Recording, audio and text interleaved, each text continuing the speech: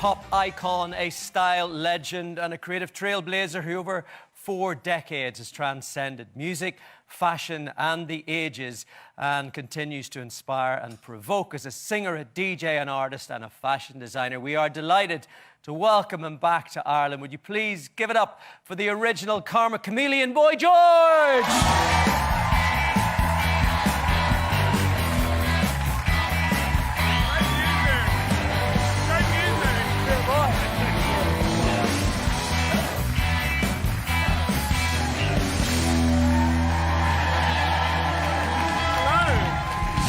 Welcome to the show. Thank you.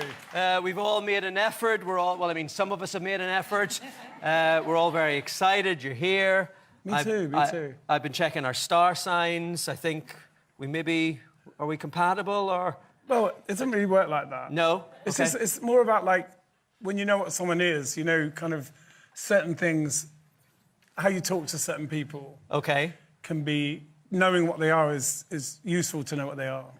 So I'm Aquarian. Aquarian. With the Aries moon. Oh, really?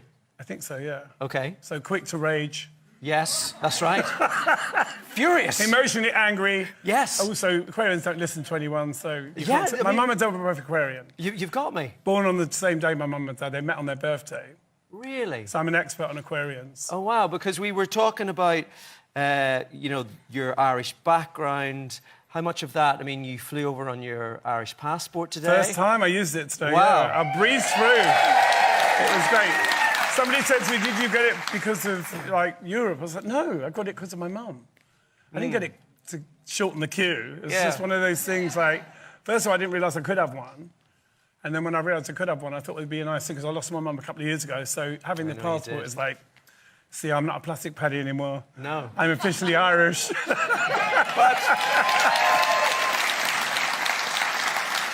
Growing up, with your mum and dad Irish, I know that was, by osmosis, it was all there for you, wasn't it? Well, being called O'Dowd. It's a bit of a clue, isn't it? O'Loud, O'Dowd, yeah. O'Gay, all of that. I got all of that. Your mum and dad, they never really forgot their roots, did they? Dublin and Tipperary. Well, my mum, obviously, my mum, when she got older, she always used to come to Ireland and get better. If she wasn't well, when she came here, it was like going to Lourdes or something, going home to her family, just changed everything for my mum. She always wanted to live here, but she would never leave London because of my sister and her kids. She had a really close relationship with my sister, but my mum's dream was always to come back and live in Ireland, but it never really happened. You are here because you have a new exhibition. Yes. Down at Newbridge Silver, where you are showing off your gunas, your outfits from over the years. What was it like to go back into the past and pick these outfits and the memories that go with them? Finding things that I had when I was 16, that was a real trip. Like going, oh my God, I've still got that jacket. So some things obviously have fallen apart. The thing about when you're doing something as a teenager or in your 20s, you don't really think of it being iconic until later. Iconic is, in retrospect, no one knows they're being iconic when they're 16 or 25. That doesn't mean anything. No. It's only when you get older and, people start referencing it, and then you realise it meant something. So... But when you put them all together, nobody... the idea of you going back into the closet is probably not on anyone's bingo card. But, when you see all the outfits together, it's a match made in heaven. It is, and I think that, it's kind of like a history thing, There's so many things that, relate to music I loved, things that I did, love affairs. There's so many interesting things. Clothes definitely tell a story. I think people probably think I'm more obsessed with clothes than I am. I'm not particularly obsessed with clothes. I love clothes because I think they can be a great way to kind of, change the way you feel about yourself. I'm a kind of invention. I think I've kind of invented myself, my sort of ordinary self. George from Eltham just didn't work for me. So, making myself more interesting was what it was all about. For you, it's always been about the music, but obviously the style in that era. I think anyone that you love, Bowie, Prince, Madonna, all of those people had both. They had style and great music. Elvis Presley, I think, anyone that that's iconic, you remember what they were wearing. Elvis's gold suit, Madonna's comb bra.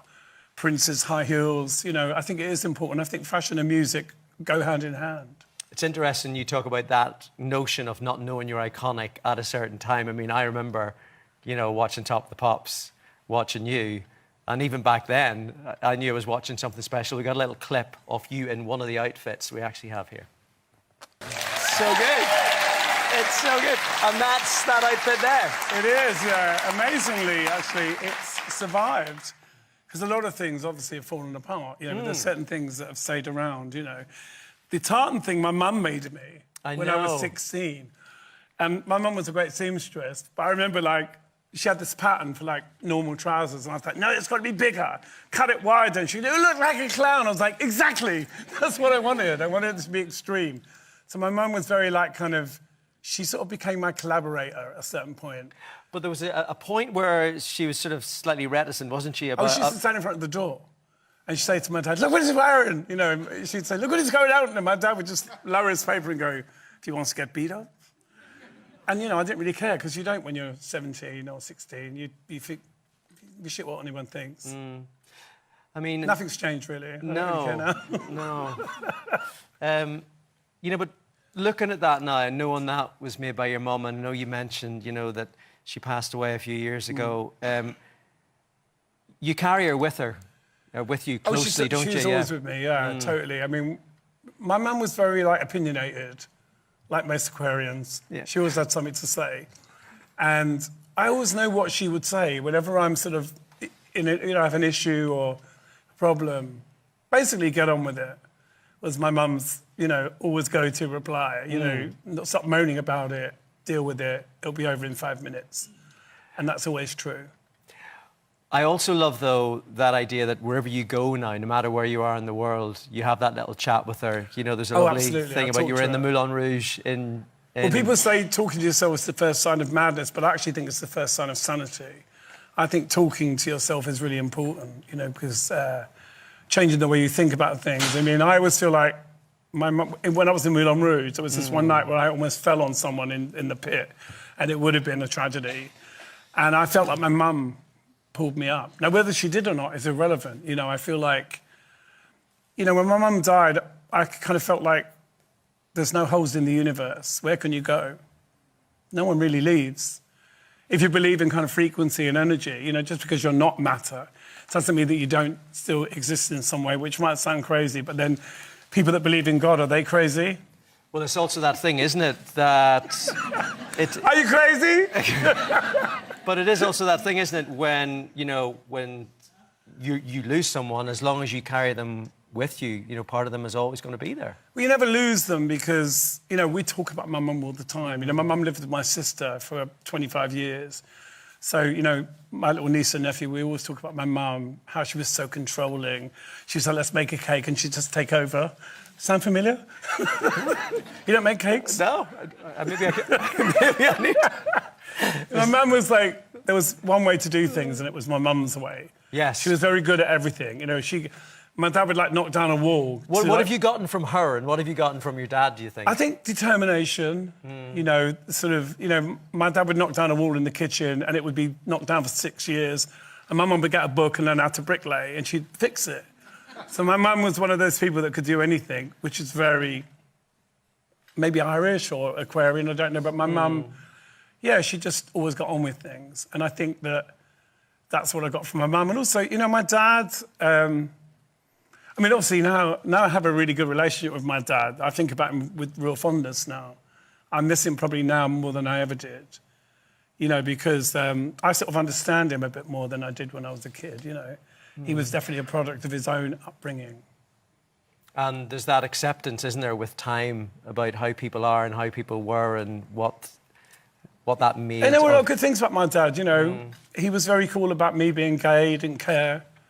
You know, he came up to me and, like, grabbed my shoulders and he goes, these are all yours. And I was like, actually, there's shoulder pads in there. Yeah. But, you know, he was very cool. You know, my parents were very open-minded. They weren't uptight. They weren't small-minded. You could, you know, really talk to them about anything. So I feel that's a real luxury, you know, because there's a lot of people that don't have that support for their families, but I definitely had that. So I never felt ostracised by my family. London is home at the moment. I saw you putting a message up yesterday. You were passing those horrific attacks in Golders Green. I was in Golders Green on Wednesday morning. Weirdly, I was going to see my doctor, and I kind of obviously couldn't get to the street where I was going to because there was a lot of chaos and stuff. And you know, I've kind of had a lot of abuse online for my support of my Jewish friends, but if you've got an Amy Winehouse record, you're probably going to hell to get over it. You know, I mean, it's like, for me personally, you know, growing up, I've had so many beautiful Jewish friends, and I still have. And being asked to kind of turn against the whole race of people is just not acceptable to me. And I'm getting a lot of abuse for it, but I don't really care. And it's that idea, isn't it, that, you know, you've got attacks on the Jewish community, and the backdrop of that is obviously the horrors in Gaza, and this is a complex thing. But I know that, you know, you've always spoken out that violence is never the answer. Well, I think you don't blame a whole nation for what's going on in America or in Russia or anywhere else, you know. I think it's really about your relationships with people. Do you know what I mean? I don't choose my friends based on their race or their sexuality or their age. I choose people because I like them and because they're good people. And I know lots of amazing Jewish people. If you don't know any Jewish people, maybe that's the problem. Do you know any Jewish people?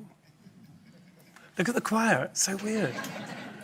You know, as a country that's had a lot of pain, we should know what that feels like. No, I know, and it's that idea that you must learn from the past and try to do different. Absolutely. Yeah. It's interesting, the silence, that's surprising me a little bit. I think...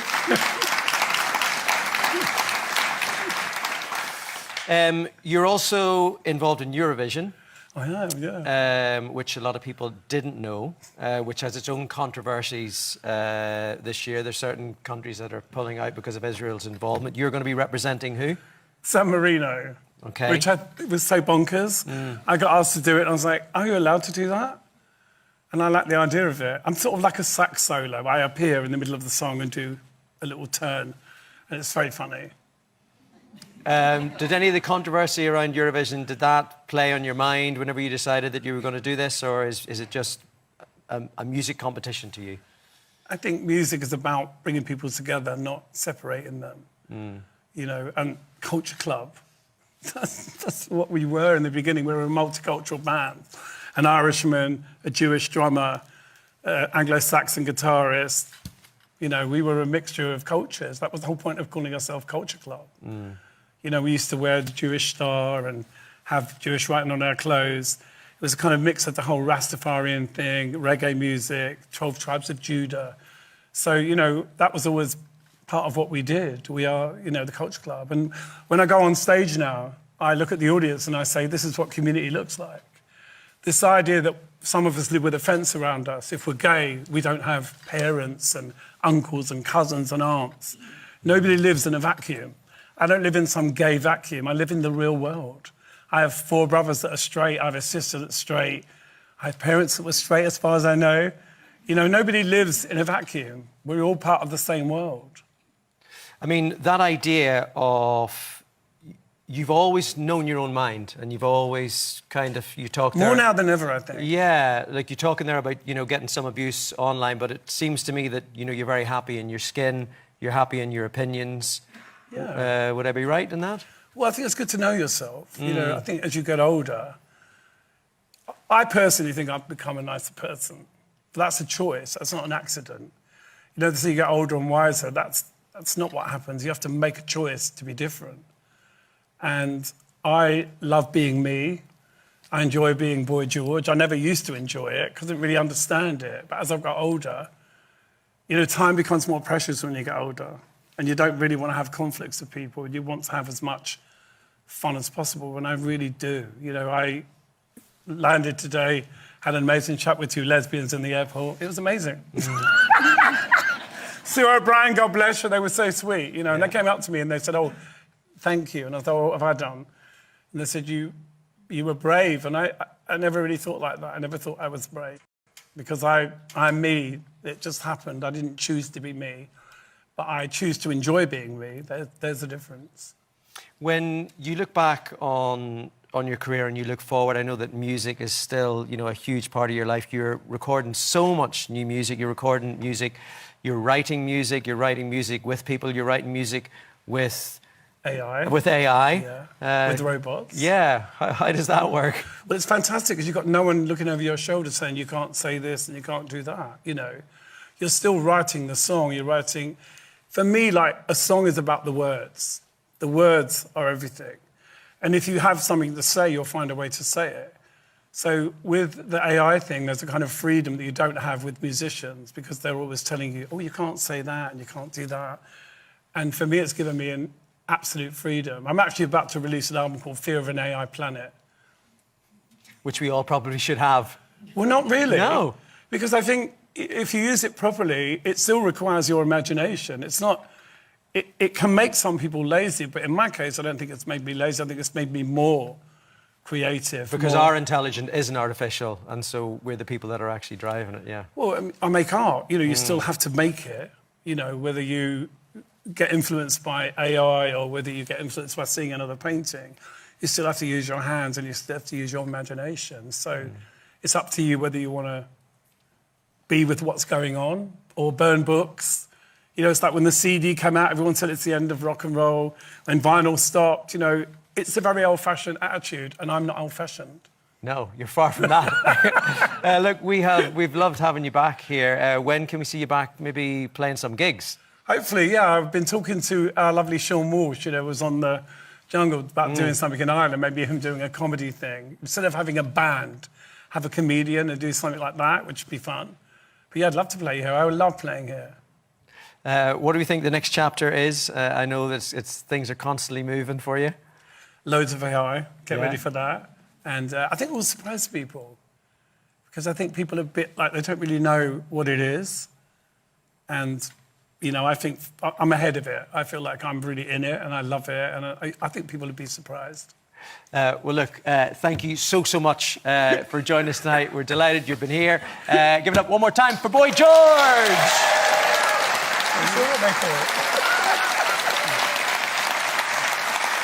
George will be at the Museum of Style Icons in Newbridge Silverware in Kildare tomorrow to launch Boy George, Chameleon of Style. It runs free of charge until the 1st of June. Thank you very much, guys. I am delighted to be sat here with none other than Boy George. Hi. Thank you so much for sitting down and talking to me today. Welcome. Have you been enjoying your stint in Ireland for the last couple of days? Yeah, it's been quite whirlwind, obviously. I arrived yesterday using my Irish passport for the first time. Delighted. That was very exciting. I was thinking, wonder if I'll get through, and I breezed through. Of course you did. It was great. Yeah, sure. Who's going to recognise you in the airport? Do you know what I mean? Well, I wasn't dressed up in the airport, so... Okay. Yeah. Incognito. I love it. And I do get recognised when I'm not dressed up. Do you? Yeah. Oh, I can imagine so. Yeah. You're an icon. My voice gives me away. Okay. As soon as I open my mouth, people recognise me. But you're over and back to Ireland a lot. I mean, you grew up in London, but you have Irish parents. What's your connection like here to Ireland? Would you say it influenced you at all coming over and back when you were younger? Well, my name's O'Dowd, so, you know, growing up in the 70s, having such an Irish name, you were definitely conscious that you weren't, you know, English, although, you know, I think of myself as kind of both. I think probably one of the reasons I'm so interested in culture is because of having that mix of English and Irish culture. So it's always made me fascinated with culture as a kind of theme, you know, whether it's Jamaican culture, Indian culture. You know, I went to India in the 90s. I definitely love, you know, identity, and I think that kind of bleeds into clothes and fashion and all of that. Well, speaking of which, we're here at Newbridge Silverware for the Chameleon of Style, Boy George. Can you tell us a bit about it? Well, this is quite like a sort of capsule collection of what I'm going to be doing later on, and it's a collection of really stuff that survived, because, you know, one of the things I always say is that when you're doing something in your teens or in your 20s, you don't really think about the impact that it will have later on, because things that are iconic are only iconic in hindsight. Although everybody uses that word now, like everyone's like, I'm iconic. But of course, you know, I remember the first time I ever saw Margaret Thatcher in real life. Now that's iconic. Okay. It was like seeing the Eiffel Tower walking through the room. You know, I mean, even I get excited. If I see someone that is iconic in that way, I will always react. Because, you know, it's particularly seeing Margaret Thatcher, because it was in the prime of the blue handbag and the whole thing. It was really like, oh my God, look at Thatcher. It's a moment. So certain people still excite me. You know, certain people, they don't necessarily have to be really famous, but they can just be someone that I've seen in a movie. Yeah, when I saw you, You said I off got screen very you're excited. a huge fan of very me. excited. Yeah, your hair, you know. Yeah, absolutely. I thought you were Elvis. But I mean, there's so many incredible pieces here. Do you have one that sort of stands out to you or that's very close to your heart? Well, obviously the one that my mum made, which is a kind of tartan suit. You know, when I was a kid, I would, like, one of my friends always used to have Vivienne Westwood stuff because they had money, and I would borrow it and get my mum to take a pattern. Because my mum always used to say, I can make that for £5, you know. I'd bring something back and she'd go, how much was that? Jesus, you know, I could buy a 3-piece sofa for that. So my mum was always copying, like, Vivienne Westwood stuff. And there's this one great moment, I was in Paris and I was wearing a pair of bondage trousers that my mum had made, and Vivienne came up and she knew that wasn't hers, you know, and she was like, who made those? And I went, my mum, and she gave him a good looking over and she goes, tell us she did a great job, which my mum loved, because my mum was so fond of saying, how much was that? £70 for 2 pieces of fabric sold Typical together. Irish mother. So, you know, it was, and my mum was really good at copying things and cutting her own patterns. If she wasn't making someone a wedding dress, she was doing a pair of curtains. You know, you sometimes had to get in the queue to wait to get something made. But it was great. And to have that, you know, if that ends up in a museum somewhere, that would be just so beautiful. I mean, you have such a connection to a lot of the pieces. I have skinny jeans in my cupboard from 2006 that I'm sure are going to come back into fashion. I can't say goodbye to anything. I'm a hoarder. How are you going to feel? Because a lot of these are going up on auction in Beverly Hills. Is it going to be difficult to say goodbye? No, I feel like because I'm going to make more stuff, you know, there's always more things to make. You know, I'm actually not as obsessed with clothes as people think I am. Okay. I do think clothes are fun and they can really help you to tell a story about who you are. But if you don't have a personality, it doesn't really matter what you wear. Because, you know, some people dress up to disguise the fact that they've got nothing to say. Okay. So I feel like, you know, if I see someone wearing something and they don't look comfortable in it, it never works for me. Someone on a catwalk, I think, why do they look so miserable? Yeah. You can't wear that and look miserable. Okay. You know, like there's this thing in fashion where people walk down the catwalk like they've been forced to wear it. But then you see a John Galliano show and it's so over the top and everyone's like really owning what they're wearing. And I think that is really what fashion is about. Okay. But I'm not into fashion snobbery. You know, I feel like who you are as a person is much more important than what you're wearing. Yeah. Because we make this mistake nowadays of thinking we can tell somebody what somebody is by what they wear. We live in an age of over-labeling everything, LGBT, Muslim, this, that, the other. And, you know, you cannot tell what someone is from what they're wearing. And this is one of the mistakes we're making in the current culture. Because, you know, you have to live out what you are. Yeah, it takes time. Yeah. It's a way to be creative. You know, you could be dressed as a priest and be the worst person in the world. It's true. not enough to have a uniform. Yeah. And wearing a glamorous dress doesn't necessarily mean you're glamorous. It's all about your personality. And, you know, I think that's much more important than what people wear. You've worked with some incredibly creative people through fashion. Our very own Philip Tracy designed some of the hats. Yeah. What was your relationship like with Philip in terms of creativity and behind the scenes and creating them? When I met Philip, he actually told me that the reason he wanted to make hats was to meet me. And Really? Of course I thought he was lying. There was a rumour he wanted to do a thesis on you or something, You know wasn't there? what?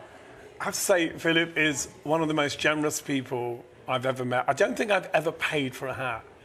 You know, Okay. a couple of years ago, he gave me this Swarovski hat that was worth like £25,000. And I was like, how much? And he goes, you can have it. And I was like, seriously? I don't and have any friends like that. And he said, Jamiroquai wanted it, and I've given it to you. And I said to him at the time, whenever you want this back, if you need to show it, obviously it's yours. But yeah, I just think he's brilliant and such a talented man, you know, and, you know, I'm always like marveled by what he does. because I'm also, you know, someone who likes making things. I do art, and a lot of my art is influenced by, you know, millinery and fashion and all of those things. So yeah, he's just brilliant. You mentioned icons at the beginning of the interview. It's safe to say that you are indeed an 80s icon. Culture Club music today still stands up some absolute bangers. Would you say the music scene has changed much in the last couple of decades? I mean, what was it like in the 80s when you first started out? I think people have a very different relationship with music now because you've got it on your phone. You know, when I was a kid, you had to go to the record store. You relied on the guy working in the shop to tell you what was hip. You know, it was really exciting. There were certain shops you went to and it was like, oh, you got to hear this and this is coming from this place. So I think it's different now. But I also think that there's always exciting music. You know, it's, I love music and I still get excited about hearing new things. You know, I still listen to Release Radar and I like to know what's going on. And I make a lot of music myself. Yeah. You know, I write every day, pretty much. Especially now with AI. I don't have to work with a musician, which is brilliant. Okay, you use a lot of that? 1000%. Okay. More than probably people realise. And removing the gatekeepers is so exciting for a creative person. Because, you know, when you are writing, you don't want someone over your shoulder saying this will never get played on radio. You can't say that. Yeah. So now I have absolute freedom. Doesn't mean I don't work with musicians, but it means I decide what I make. And, you know, as I said last night, I'm going to release an album soon called Fear of an AI Planet. And I'm not singing on it. It's really about my writing. And it's very, very eclectic, from indie to, you know, reggae to classic to everything. Amazing. And that's a freedom that was not afforded to any artist before. So people say like AI will make you lazy. Well, only if you are lazy. For me, it's made me much more, you know, excited. Well, I'm sure there'll be fans all over the country equally excited as well. boygeorge, thank you very much for talking to me today. It was an absolute pleasure. Back to you in the studio, guys. You choose. Where you're most comfortable. And you just joined us, well, live here at the Newbridge Silverware Style Icons Museum as Boy George sets the launch of his Chameleon of Style exhibition today. He's here with milliner Philip Tracy, and of course he's going to be interviewed live on the stage here at the moment.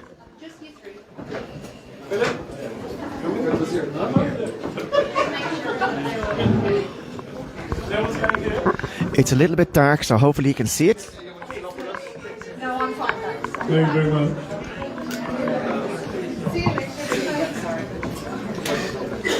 So, Martin, you're going to moderate. I'm just going to talk to you. Yes. And, Moderate. Are we answering questions or? we'll do 15 minutes of a chat and then we'll just take the floor for 5 minutes. Is that okay? Lovely. Okay. Hi everyone.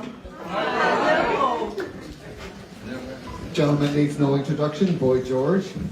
Philip Tracy here. I am Martin Norman from Julian's Auctions. Full disclosure, we're all Geminis up here. So think of us as in terms of 6 people rather than just 3. June 14th, of course. Yes, same day as Donald Trump. And Che Guevara. Paul O'Grady and Alan Carr. Yay! I mean, obviously lots of other people were born on that day, but that was a weird one. Philip Tracy, of course, everyone knows Philip, a very famous milliner, hat designer, incredible gentleman. May 27th, I believe? May 26th. Oh, one day off, May 26th. And June 19th for me. So, thank you all for coming. Obviously, George, you packed the house, which is incredible. We are sitting here alongside some incredible, iconic outfits. My youth, your youth, you haven't changed. You're still in the world of youth. I saw you performing in Vegas in March. It was like I took 40 years off my life.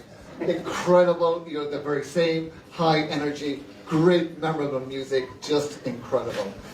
So we're here at the Museum of Style Icons. Darren, Julian and I came here 19 years ago to open an exhibition here of Marilyn Monroe. And we've been coming back We're going to start our 20th year on June 1st, and I think this is the perfect exhibition to have you here in attendance, alongside our dear friend Philip. You've been here before, of course, Philip, and showcasing these incredible items. I'm looking at this beautiful suit designed by a lady by the name of Dinah O'Dowd. Your mother. My mum, yeah, my mum was obviously, you know, a very good seamstress, because back at that time, everyone made clothes, you know, anyone that had a sewing machine, everyone had a sewing machine. And my mum, sometimes you have to queue up because she'd be making someone's wedding dress, or she'd be doing curtains for someone. So sometimes you'd have to wait, you know, in line. I was always going home, obviously the tartan was very Vivienne Westwood, so one of the things that I used to do is come home with fabric and say to my mum, can you copy this? I had a couple of friends who could afford Vivienne Westwood, I couldn't. So I would borrow the trousers, because my mum, if I showed my mum something from a fashion place, she'd say, I'd make that in 5 minutes for less money. And I always used to test her, you know, and there was this one beautiful moment, just before I got famous. Obviously my mum was making me a lot of copies of Vivienne's clothes. And I was in Paris at a fashion show, and I was wearing these Union Jack's bondage trousers. And Vivienne was like, they're not mine. I said, no, my mum made them. And she gave them a good look over, and she goes, tell your mum she did a really good job. I used to go to, like, in my lunch break at work, I'd go to industrial estates all over London in full punk regalia looking for zips. They had to be exact zips, dog clips. They couldn't be sort of like it, they had to be absolutely like it. And often I'd go into these places and they'd be wholesale, and they'd just give me it to get rid of me. Because I'd be like, I only want 4. It was so obsessive. The detail in copying the clothes was very important, and to have Vivienne say, my mum did a good job, she was so thrilled, absolutely thrilled. And the fact that some of these things have survived, I mean, that's actually in quite good nick. And I remember sort of, when my mum was making it from a sort of regular pattern, I was like, make them bigger, cut the pattern bigger, and she'd be like, you look like a clown. I was like, good. I was always excited about those. So the black leather jackets here. Oh, the first one is a black leather jacket. Yeah, the black leather jacket. And the photograph on top. Yeah, I used to, I lived in Birmingham for a while, and I made a leather jacket for a rock and roll guy called Steve Gibbons, who was the husband of Patti Bell, who was a sort of quite important sort of London, Birmingham kind of freak in a way. She had a shop called Carn & Bell, and I made a jacket for her husband, and then I made one for myself. And literally, when you put it on, there's no lining, all the studs sticking to your skin, you know, it's like the worst. I would never have made it through fashion school. But it was all about the impact, you know, of what you were wearing. And I think even now, you know, although people sort of refer to me as a fashion person, I never really cared about fashion. It was always about creating my own style. I always say fashion for the fragile, style for the brave, because I think a lot of fashion is about wearing money. And when you turn up to an event, people say, what are you wearing? Because they want to know how much it costs. And I've never really been interested in that. And luckily, I don't think you've ever charged me for a hat. I mean, absolutely, I don't ever think I paid you for a hat. And it's insane, you know. We can settle that now. No, I mean, without him, there wouldn't have been any hats. For me. You know, just so generous. And I used to go to his workshop and be like, oh, I want that, I want that. And he could have it, you know. Go off with boxes of hats, you know. And I remember that We don't do that to everybody, by the way. No. So don't get any ideas. But I remember there was this one hat that Jamiroquai wanted. He's got one now, I think. But, you know, the Swarovski hat. And I went and I was obviously eyeing the hats, but I could see that this hat was a lot of money. I was like, I really want that one. He goes, have it. And, you know, that's always been the case with Philip. He's a very generous person, very talented. Thank you. Yeah, you're really a very special hat maker. Can I talk about George for a moment? Well, you know, but I also think that I really do like paying tribute to the people that have influenced me, you know, whether it's musicians or designers. I think it's really important because life is a collaboration. Breathing is a collaboration with the universe. No one does anything on their own. Everything is influenced by something else, and I think it's important to acknowledge that. And David Bowie was a big influence for you. Massive. Not only Bowie, Mark Bolan, but also Carmen Miranda, Liz Taylor. When I was a kid, Ava Gardner. When I was a kid, I always used to, a lot of my relatives were very glamorous, older ladies with fur coats and big hairdos and lots of makeup, and they always smelled of expensive perfume. That's what I gravitated towards as a kid, because, even musicians, all my favourite musicians are female, Susie Sue, Polystyrene, RER, women. I just loved women and, tough women. Joan Collins putting out a cigarette and a plate of prawns. To me, that was everything. I think because I wanted my mum to do that. I wanted that defiance from my mother because my mother was really controlled in her marriage, and she was a very stylish person. I look at photos of my mum from the 50s. She wore amazing clothes, and when she married my father, that all kind of stopped, And I think in a way, although to start with, my mum was really frightened of me dressing up and leaving the house, dressed as a nun, maybe. Eventually, I think, my friend Christine, who does my makeup, she said, your mum really allowed you to be yourself. And when she became a collaborator and started to make things for me, it really changed everything, and I think she became quite proud of my eccentricity, and it was a beautiful relationship. I loved you. Yeah, my mum loved you too. Aww. He makes great hats, doesn't he? She definitely didn't try and make a hat. Well, it's a great honour for William Doyle and Newbridge Silverware to have you here in the house and to have this amazing exhibition, which is here for the entire month of May, open every day, free to the public, so everyone is invited to come. And this is the only exhibition around the world before we go to Beverly Hills. And these items will be sold at auction on July 14th, Bastille Day, at the Peninsula in Beverly Hills, and on juliansauctions.com. George has been very generous about, this has been a great partnership, curating these items, telling the stories, part of his history, part of our youth, our history, pop culture history.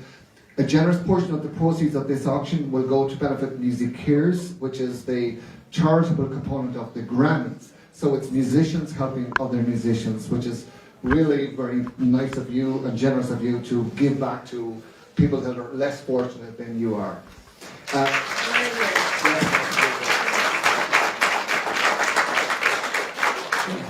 Speaking of the influences of hats, Philip, incredible hats, as we spoke about. The Steve Jones headdress. That's very interesting. So that outfit, I call that And the cape. pinnacle of my excess. That was where I think I started to really lose the plot visually. And I think I went on TV in America wearing that, on David Letterman. And what was great actually, because obviously once the band started kind of falling out, I would kind of just come on stage in the most outrageous things and just get such a thrill out of the look I used to get from Roy, Mikey and John. Oh my God. Because I think there was a point where they didn't really get it. They didn't realise that, music and fashion or clothing are so interwoven. If you think about anyone that you remember, Elvis Presley, Madonna, Prince, Michael Jackson, all of those people had great music, but also great style. And I think it's really important. Lady Gaga, there's a few people right now that are still doing that. But back in the day, I used to get bored, and I'd just put more on. Things just got bigger and bigger, and that outfit just makes me laugh so much, because it's so ridiculous. This was at the time pre-stylist. You were your own stylist, yeah? Shh. Quiet at the back, please. Thank you. We're trying to talk about fashion. It all came from you. Yeah, it was kind of Yeah, it was. I mean, I do work with stylists now, but it's much more of a sort of friendship thing. I work with people who get me. I don't work with people who go to a shop and bring me a handful of clothes. It's more about finding artisans, people that can kind of make things for you. And there's a few people over the country that I work with who are really fun. Sometimes you give someone a jacket and you won't get it for 2 years. You'll forget about it, and then it'll turn up and you go, oh my God, you know. I still get very excited about fashion or clothing. I know people probably think I'm more obsessed with it than I am, you know, and in a way, I lost so many things because I didn't really care about it. You know, I was always, what am I going to wear next? Who cares about that? And there are some things I really regret giving away or losing, you know. And, you know, I was also, when I started to look at putting this together, I was amazed by what had survived. Wow. You know, someone like David Bowie, he kept everything. And I wish I'd done that, you know, because, you know, it makes it more comprehensive. But it's really exciting to see it all in one place. And I feel like a sort of weird detachment from it. You know, it's a bit like when I went to the Bowie exhibition and saw things that I'd seen him wearing on TV. And I remember like trying to get my mum to buy me a pair of shoes that Bowie wore. And she was like, no way, you know, you're not getting those. It was always a brown jumper, and I wanted the multicoloured one. Or maybe go wild and go beige. Was that, yeah, brown and beige was the rule. And I used to have such fantastic conversations with my mum about clothes, you know, because I'd be like, I want that. She'd go, you don't. I do. I do. And we have some of the Talbot family here today to see you. We do, yes, we do. You're very welcome. I want to know how many of Philip's hats you've got. Well, some of them might need fixing. But, you know, I'll give you a call. Well, he's still at work. He's still working. George has got them in every colour, though. There isn't just one. Yeah, I've got He a likes lot. the idea of, 10 different colours in the same hat. Yeah. Or 20. Lots, yeah. I mean, you know, some of them obviously are some of them aren't fixable, some of them might be, or we just remake them. The day I made a hat for Boy George was one of the greatest days of my life. Wow, that's amazing. When I was growing up in Ireland, here in County Galway, Top of the Pops was an outlet to see a fantastical world. It was the only excitement in the week, 7:30 Thursday evening. And when George appeared, I just absolutely loved him. I was completely obsessed with him.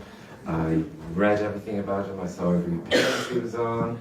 And everybody would send me articles about him. And my sister, who lived in London, she sent me an article from Time Out magazine, and it listed all the people that he worked with at the Blitz Club. And on that list was a hat designer I'd never heard of called Stephen Jones. So we designed this one. The headdress with the cape. So when I was 18 and in London, I knocked on Stephen Jones' door and I asked him if I could do work experience. And the whole reason I did it is because I wanted to meet him.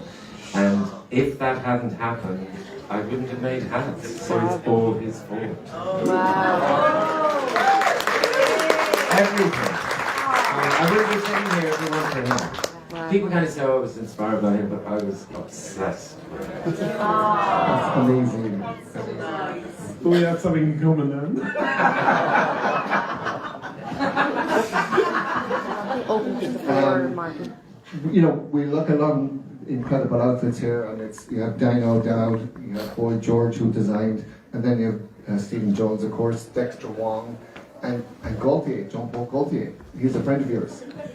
Jean-Paul Gaultier used to come to London all the time to kind of check out street fashion, you know, and he used to come to a lot of our early shows, and yeah, he's such a lovely man. You know, another person that whenever I see him, he just gives me clothes, you know, he brings a suitcase full of stuff, and just have the best conversations with him, you know, and he's, you know, someone that really loved the whole 80s fashion thing, you know, and was very influenced by it and was very honest about it, you know, which I love.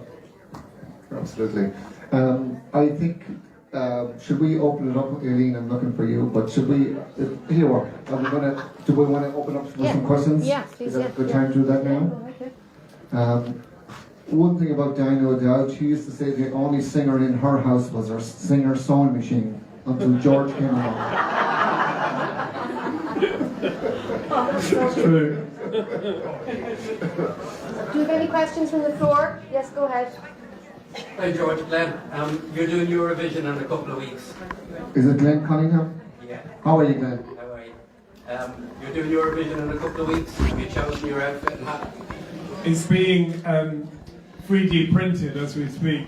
So yeah, it's. Any clues or any hints of colours or styles? Let's just say there's a disco feel.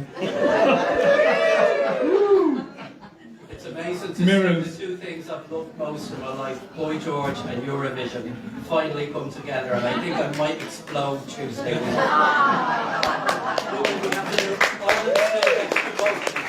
Ireland aren't the people, but there's a rest of world vote.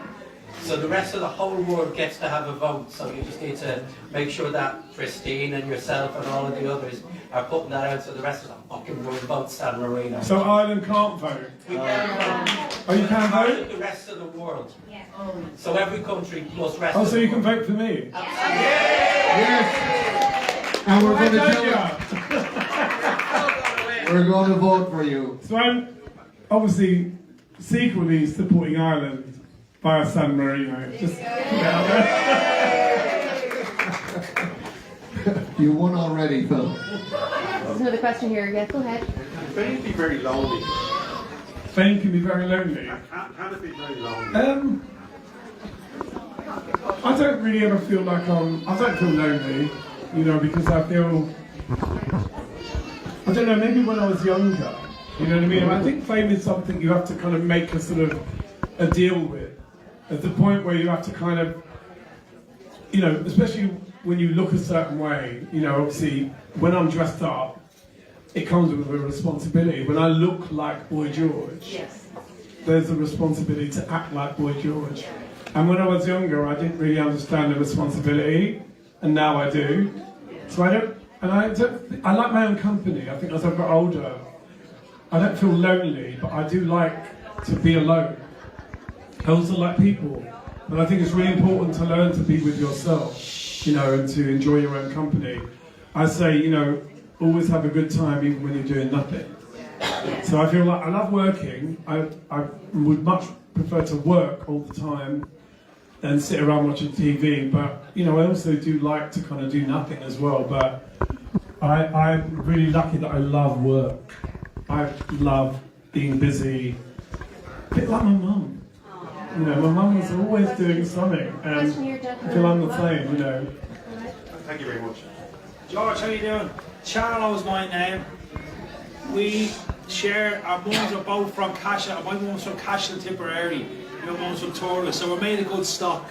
That was the first My thing. dad's family from Thurles. My mum is actually from Dublin, but my dad's side are from Thurles, yeah. Can I ask you a question? I brought along your your very first album, your debut album and your second album. What was it like as an artist, these albums, going to the record stores and going up the charts? Can you talk us through that little period of excitement from you and the band? And also, just to let you know, your second album, how many million copies did that sell? I was told 10 million copies. So you talk us through just a little bit about that. I think that, you know, one of the most exciting things ever was hearing our music on the radio. Because, you know, even now when you make a record, you know, you make it in the studio, you love it, and then of course it has to go out into the world, and then it starts getting judged.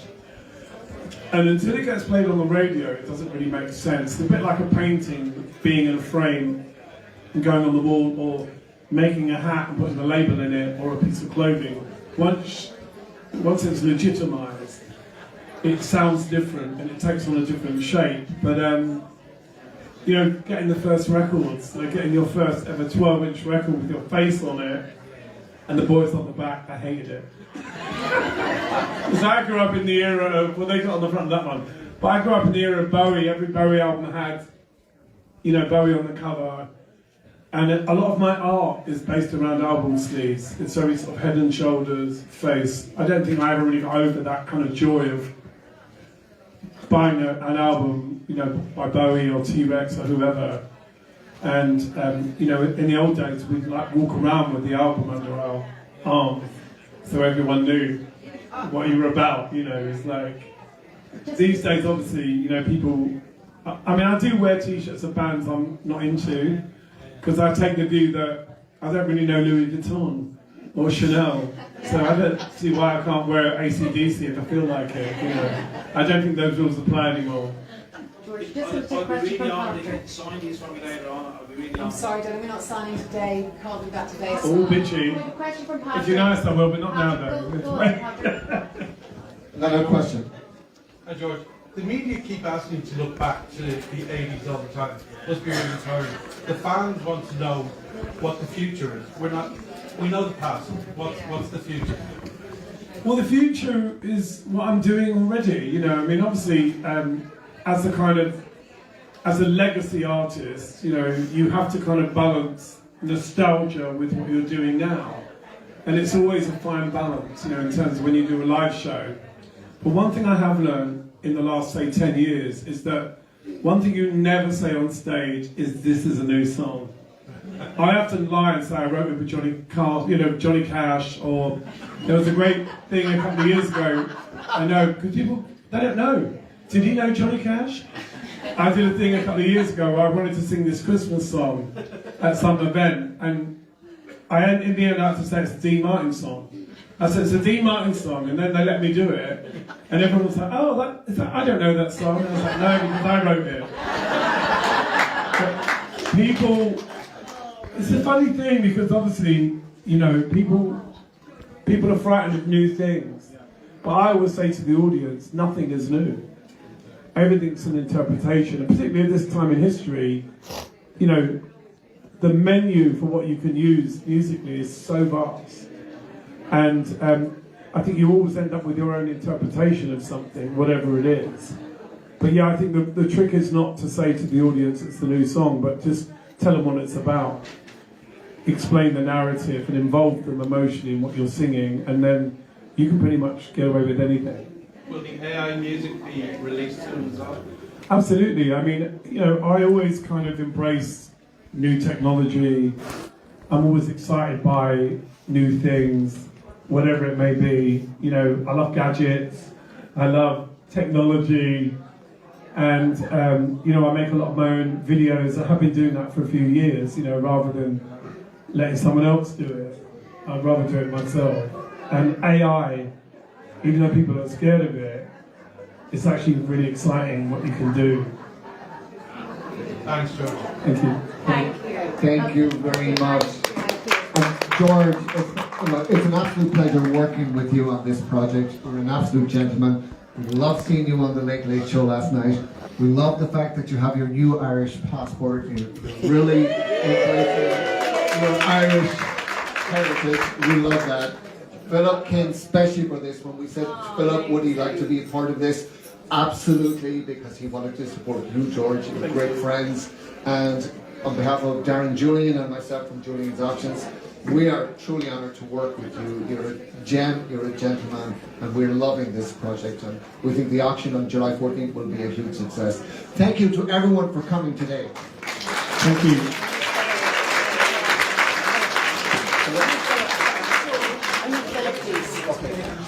All right, folks, there you had it. That was a live interview with Boy George here in the Style Icons Museum in Newbridge Silverware. Of course, he was accompanied by Philip Tracy, the milliner, who credited Boy George for making his career the way it is. Of course, he's seen Boy George on Top of the Pops, and he saw him in Galway, as you just stated, and said when he seen him in Galway on Top of the Pops, he wanted to make his hats, and Lord, behold, did he do that. And George just said that, of course, Philip has given him loads of hats throughout the years. Don't forget, the Chameleon of Style exhibition will take place here at the Newbridge Style Icons Museum until the middle of June. Get down and see these amazing outfits worn by Boy George, all here separately, of course, as you walk up down the back. Of course, you can see some of his creations, some that his mum made, some that he wore on Top of the Pops, some he wore in videos. They're all here for you to see, and of course those amazing hats that Philip Tracy made for him as well. They're all on here on show at the Style Icons Museum here in Newbridge Silverware until the middle of June. We have a one-on-one interview with Boy George, and that will be up on our social media pages in the next couple of hours. Please tune in to see that. He was absolutely amazing. And of course, for all breaking news stories today, you can follow it on Dublin Live's app, or you can also follow it on our Facebook page as well. But for now, this is Robbie Kane signing off from the Chameleon of Style exhibition here in the Style Icons Museum in Newbridge Silverware for Dublin Live.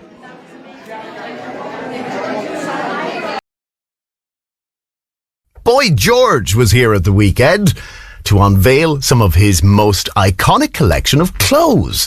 The Culture Club singer says he loved the reaction that he would get from members of the band when he wore his most outrageous outfits on stage.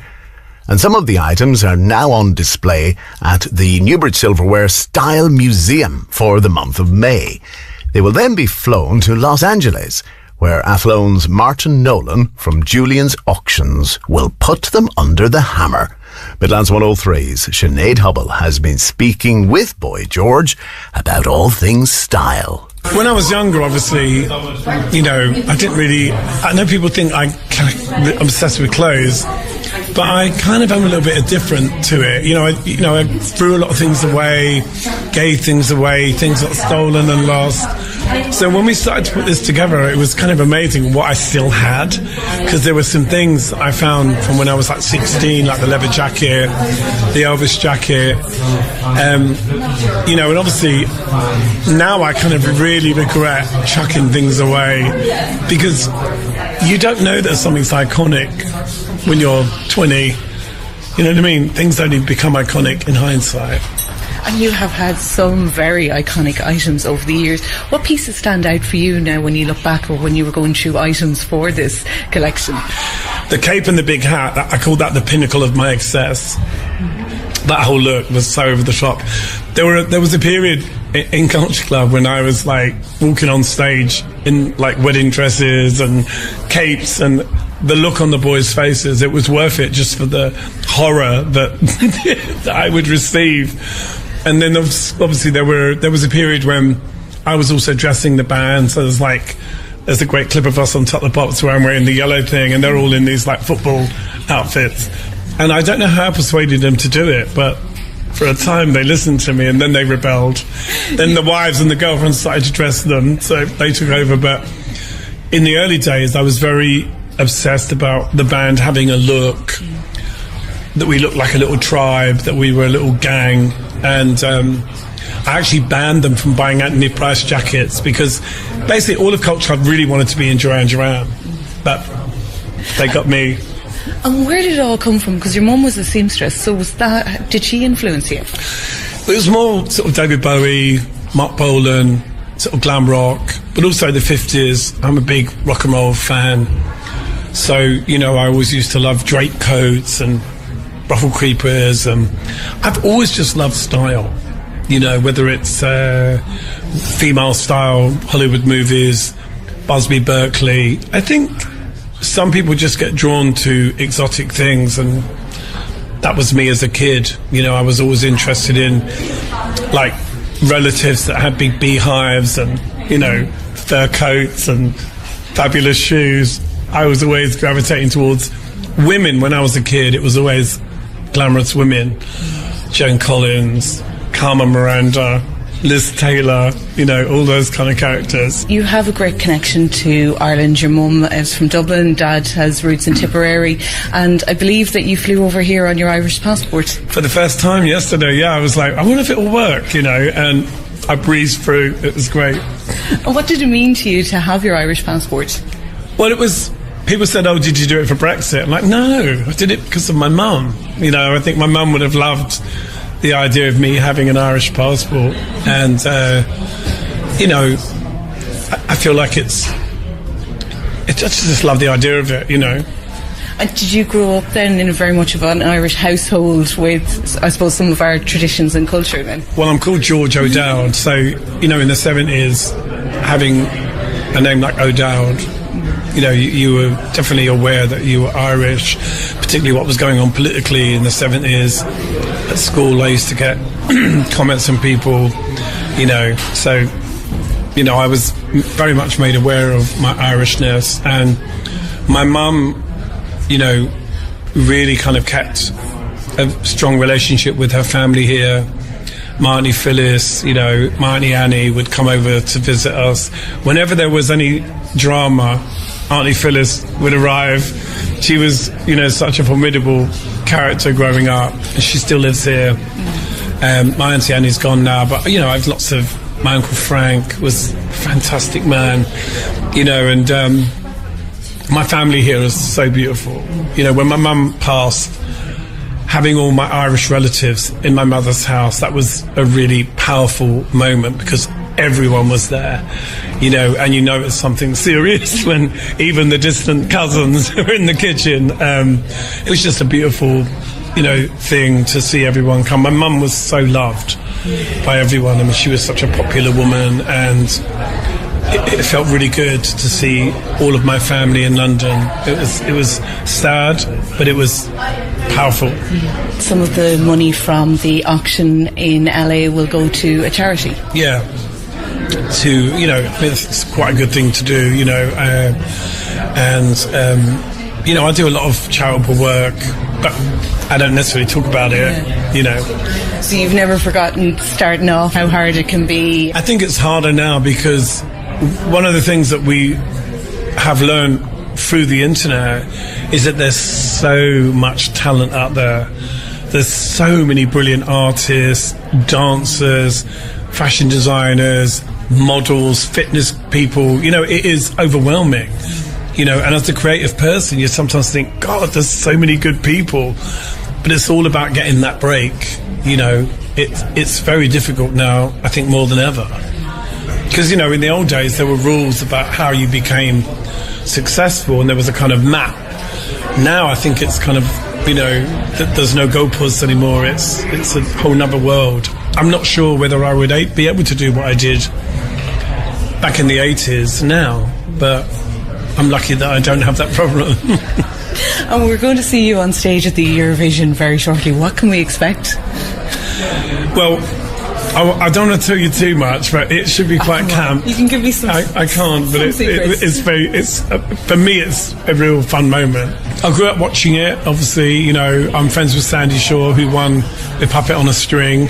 The first time I did Top of the Pops, the reason I went bare feet was because of Sandy, because she used to appear on TV with no shoes on, and she was one of my big heroes when I was a kid.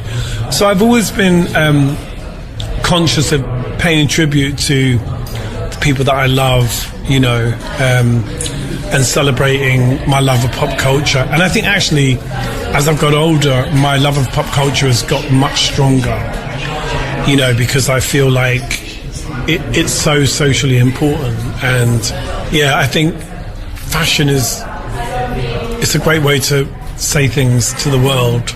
You can tell a story. You can also hide behind clothes. You know, it's particularly in the subject of like exhibitionism is a double-edged sword, because you're kind of hiding behind a facade, but you're also drawing attention.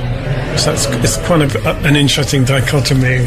It's an Athlone man who will have the responsibility of auctioning off Boy George's collection in July. Martin Nolan from Julian's Auctions in LA says the artist is just iconic.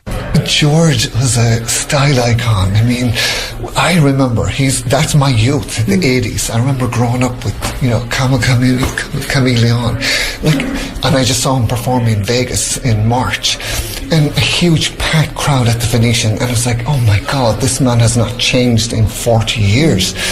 Playing the same hits, just incredible, very likeable, amazing. So this is great for Julian's Auctions to be a part of this really great historic auction. These are cultural artifacts. They're items made by his mother, made by he himself, Philip Tracy. He sort of like created his own lane, if you will.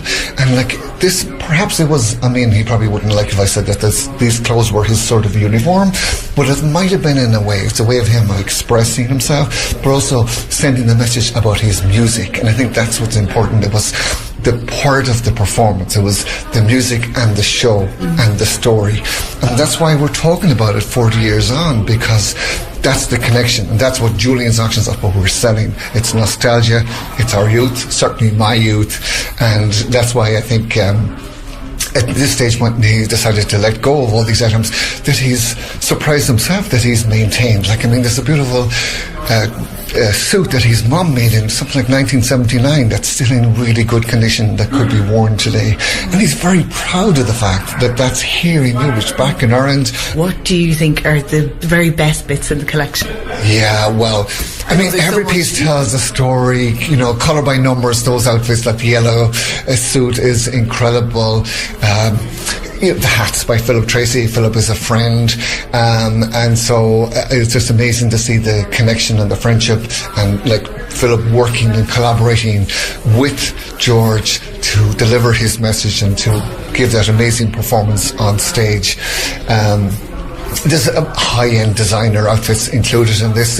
In fact, this auction that we're doing at Julian's on July 14th is called Bold Luxury, the Boy George edit, and we just did one recently with Gwyneth Paltrow, and it was like Bold Luxury Gwyneth Paltrow edit. So it's like other high-end labels like Hermes and Gucci, etc., and then you have pieces from Boy George, incredible pieces, historic pieces, and culturally important pieces because they're part of our pop culture. And what kind of price range will they go for? Have you priced them yet? We have, and it's what's important to George is that there's something for the fans. That it's not outlandish or outrageous prices. So like the Philip Tracy hats are $800 to $1,200, $1,000 to $2,000 for the outfit. So very conservative. Of course, the bidding public then will determine what's the true value. But the nice thing about this, and to speak to George's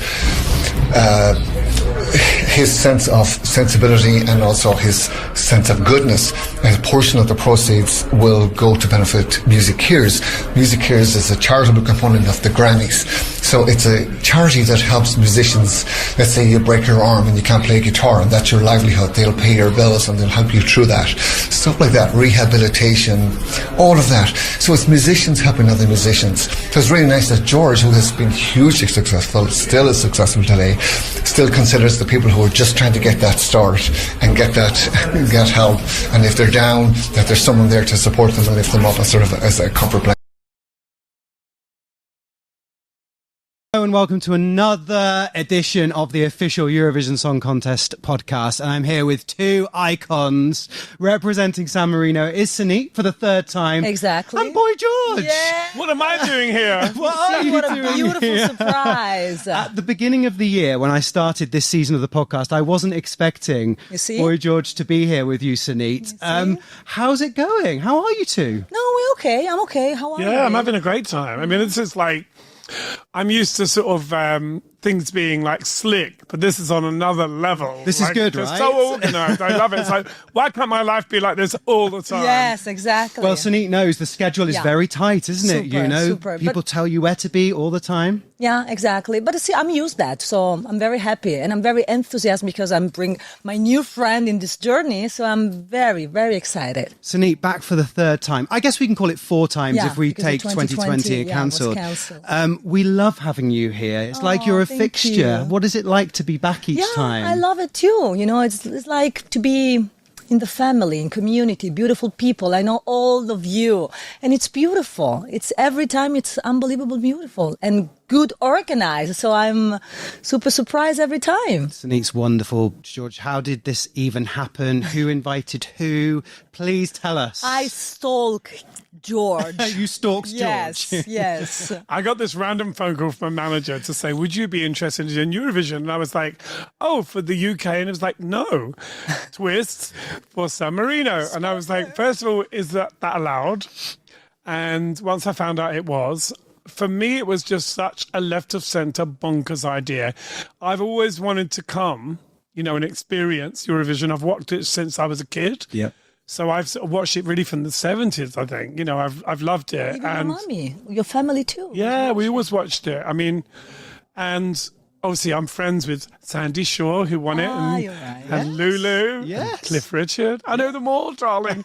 And it's, I think it's just become such a big thing now. There was a time when Eurovision wasn't cool, but I think now it's cool. Oh, George, it's cool. It's been amazing for a long time. Why did it take you so long? Surely you've been asked in the past. Maybe. Never. No one's ever asked me. And, it wasn't something that I'd even probably would have considered like 20 years ago. But, now it's just, I think it's changed a lot. I think the key word is vision, Eurovision. That's what I've been saying to everyone. It's bigger than Europe now. It's everywhere. And Sunit, because you've done it 3 times, just how wonderful an event it is. It right? is. I think it's the most beautiful music event ever. I feel very comfortable. I love the atmosphere. I love to live in this kind of bubble for 2 weeks. It's beautiful. And I'm very happy that finally I have somebody that, like a testimony, like, right, George, it's a beautiful place. I was actually with Graham Norton the other night, and he was saying to me, I know you've done a lot of things, he goes, but nothing can prepare you for the vibe at Eurovision. He said it's really, really colossal.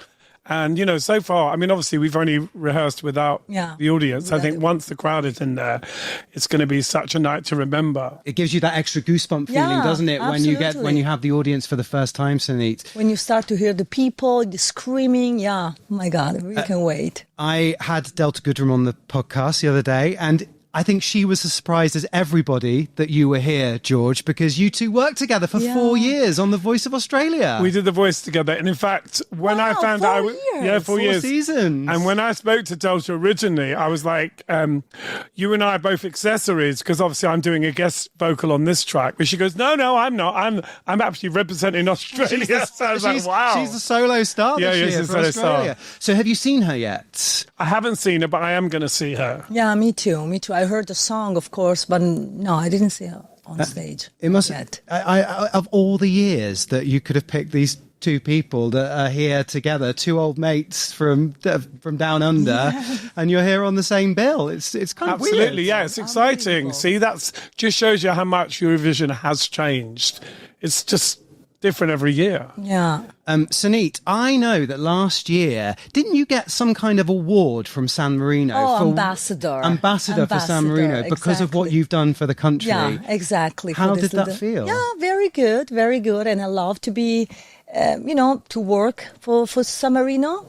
I'm Italian. Yes. But I love to be surrounded by these beautiful people, this little republic. I really do. And I'm very happy again to represent San Marino. They need to bring out a special currency with your face on the notes, right? Exactly. It's like the Sunit note. And Give me the passport. yeah. On the front of the passport. Yes. Totally. Special edition, Sunit edition. Exactly. And I love that you brought together all the previous San Marino entries for a mini festival. Oh, yeah. as well. We did the Purple Night. It was last year, I guess, last summer. Yeah. And it was like a big thanks to Eurovision. Big thanks to San Marino, actually. Yeah, with Valentina Monetta, the Picky Jacks, and then the Megara. It was a nice celebration. San Marino is the smaller country that participated in Eurovision. Yeah, tiny. They are super tiny. But still, they are very strong. And look, now we have Boy George. I know, but it was Flo Rida a couple of years ago. 5 and now years ago, Flo Rida. Next year, Lady Gaga, probably. Lady I Gaga. don't know. I'm Oh, my joking, goodness. I'm joking. Gaga here. I think that there's a real friendliness here, which, obviously everybody wants to win. There's competitiveness, but you can do that with grace and style. And I think that's the nice thing. We've been wishing everyone good luck. Obviously, exactly. I would love Sunit to win, or at least get in the top 10. I'd love that. Yeah. That would be great for me. Should we talk about your performance? Obviously, there might be a couple of surprises still, but Sunit, how would you describe it to somebody coming fresh to it? Yeah, it's like joy and adrenaline and energetic. And I really enjoy to be on stage with Boy George. And it's full of surprise, full of, special effect. My first rehearsal in London, it was hilarious because I arrived and they were like, this is the choreographer. And I was like, and he goes, you're sitting down. I went, my favorite type of choreography. So basically, it's... Yeah, once I found out that I was like starting off, well, wouldn't to give too much away. Yeah, exactly. Yeah, no, I love it because obviously I am not a natural dancer. I got my own moves. Yes, of course. But yeah, so I'm very excited about the reveal, and there's a lot of things about it that surprise. You said that you knew some previous Eurovision entrants like Sandy Shaw and Lulu. It's 70 years this year at the Eurovision Song Contest. What are some of your favourites of all time? Well, obviously Sandy Shaw is a big hero of mine, and obviously she's also a Buddhist like me, so we know each other through Buddhism. You know, Cliff Richard. I think probably ABBA is an obvious one. Right. What are some of your favourites of all time? Of course, Conchita. Yes. I love her, and Loreen. I love the dress. Okay. As well. Very influenced by Tina Turner. Yes, exactly. Cher. I get the It's reference. true. Diana Ross, a little bit of Diana Ross. Exactly. I know, it's lovely, it's wonderful. Well, look, it looks like you're both having a great time. Are you having a good time, George? I am having, honestly, very truthfully, I'm just following Sunit around. Like, She's your guy. I'm here to work and I'm loving it. It's very organised and, you know, I'm in a very happy state of mind at the moment. You know, I have been for quite a while. Good. So this really sits well with the way I feel about myself and about the world. We're here to bring the love. Exactly. Absolutely. How many people have asked for a photo so far? Everyone. Yeah. And I never say no. Ever. If you're listening and you see George in Vienna, get a photo. It might be your only chance while he's in a good mood now. You know? And I'm always in a good mood. Always in a good mood. Always. Sunit and Boy George, so good to see you. Thank Great you. to have you here for the first time. Thank you. So lovely to have you Thank back, you very Sunit. We much. love you being part of the Thank Eurovision you very Song much. Contest. Thank you. I'm so happy with you. Representing San Marino with Superstar, it is Sunit and Boy George. Ciao. Boy George is here. Yay! Up nice and early? Pretty, yeah, I got up at 5. Oh, I need an hour, couple of coffees. Yes. I need to kind of just wake up, you know. Takes me a while. Your work ethic, though, is nuts. I was saying earlier, I kind of stumbled into a pun because I said, you do so much work and you like to work and you like to be creative, you can't sit still. And then I went, apart from when you do your art, when you have to sit still. Yeah, that's actually one of the things that's taught me to be more patient. I tend to get rattled if I'm trying to open toothpaste or something that's really tightly wrapped and I need it now and I want to throw it across the room. That's the only time I get really aggravated. Right. I try and open jars or and I laugh at myself because I literally curse and then laugh at, oh, here he is, you know, impatience. But as a rule, I think I'm much more laid back now. I can do nothing as well. That's a skill. Yes. Learning to just do nothing. But did you have to learn how to do so? I'm not joking either. Did you have to kind of go, because I used to go on holiday and I'd be restless and I'd be playing the drums. And I'm now very good at going, I'm chilling. But I think you need to learn how to do it. I think when I was a kid, if you'd have ever said to me that I would have the sort of control over my thinking that I do now, I would have laughed. I wouldn't have even been able to conceptualise the idea of it being reasonable. Like the idea of like, oh, I don't have to do that. I don't have to react like that. That was something that I almost kind of felt like when I was in a bad mood that I was being integral. Like, I'm being really real. I'm being honest. And I remember my friend saying, oh my God, when you're in a bad mood, you take it on stage. And I did for a while think that was a really jazz thing to do. Right. Yes. Like Miles Davis, come on. And then I realised that's not. I was actually doing a gig in Birmingham with Culture Club and I was in a right stinker and somebody in the audience said, cheer up, mate. And it threw me, but it made me laugh. Cheer up, George. It made me laugh. Yeah. And sort of took me out of that moment and I thought, oh God, sometimes you don't realise you're being watched. Yeah. Yes. Do you know what I mean? You forget where you are sometimes. I just think I'm a bit more conscious about stuff in general, you know. But you're happy at the moment? Very. Good. Yeah. I mean, I think we talked about this before, but I think I kind of, again, with happiness, I used to think something had to happen. This happened, that happened, whatever. Now, you know, you can choose it. You know what I mean? Over, you know, because misery is also a choice. So happiness is always like, I basically am determined to have a good time all the time, whatever I'm doing. Yeah, that's a good philosophy, I think. I am very excited about this tour, let me tell you. Very excited. I'm all about the ticket, right? Like, you can go and see a band or an artist or something, but then, and then you've got festivals. But then I like it when the ticket is good. So it's Haircut 100. Then it's ABC. Yes. And then it's You and Culture Club. Yeah. That's a great night. It isn't actually all bands are bands I like. You know, sometimes when you go on these tours, you know, there's bands you probably don't get on with. Or, Which ones? I Love You. You want to go straight for the jugular. And it can be a band that I absolutely love, which it has been. Yeah. But they just weren't particularly friendly. But it doesn't change my love of them. Sure. I still think the Human League are amazing. Absolutely. I think now they're a bit more friendly now, but then they were just they weren't having it. Right. You know, but they are brilliant and I love them, and I saw them in the 70s before I got famous. Right, you know? okay, yeah. But also ABC, Martin I've known for years, and great voice. Nick Hayward. I went to see Haircut when they first started at a little dive in back of Tottenham Court Road, and I remember they opened up with Pig Bag, you know, which was so good. Yeah. And I thought it can only go downhill after this. It was like opening with that, you got no chance. Yeah. But they were really good and very funky. They're very good musicians. I saw them live at Glastonbury a few years ago. They were playing there, and I'd gone and met with some friends. And we're having a little drink, and I went, I'm going to go because I really want to go see Haircut 100. It's only like 2-3 years ago, if that.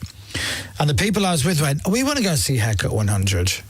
And then some other people going, where are you going? So we all went. And it was the weirdest collective of the band Blossoms, Sean Dyche, the football manager, Simon Moran, the big promoter who's promoting this show, and a load of our friends, and we went en masse to watch Haircut 100. And my God, I'm so pleased we went because, as you say, live, full live band, really funky sound. I think they were also very misinterpreted back in the day. Actually, Steve Kemsley, who you know through PK, he's actually working on a documentary about Haircut. And I watched a little preview of it a couple of weeks ago, and I learned a lot of things from that I was like, wow, they kicked him out the band. Really? He got kicked out the band, and then they sort of never talked about it. It's really interesting.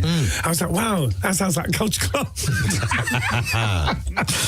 And then there's ABC, as you say, Martin Fry still got an amazing voice, the production. And also, you know, I mean, that album, Lexicon of Love, was just so genius. It was such a great album. Really well. It's the Trevor Horn, isn't it? The beautiful production, and then add in the great songwriting and the vocals, and it's just a masterpiece. And then You and Culture Club. But I have to say, my favourite song of theirs is How to Be a Billionaire.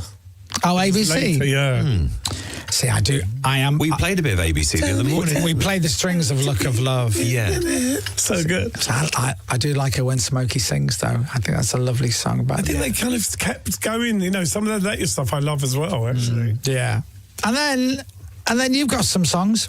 Oh, we have, and you know, I will be throwing a few surprises in. You know, I'm not going to do what I'm told, obviously. Obviously. Putting it out there, because nobody wants that. No. I might just say... I don't know, they do. I might say, no, they don't know. You'd be surprised. People want surprises. Nobody wants to go and see a robot. Yeah, exactly. But actually, I might do something quite fun and say, well, this wasn't a single, but I wrote it when I was single.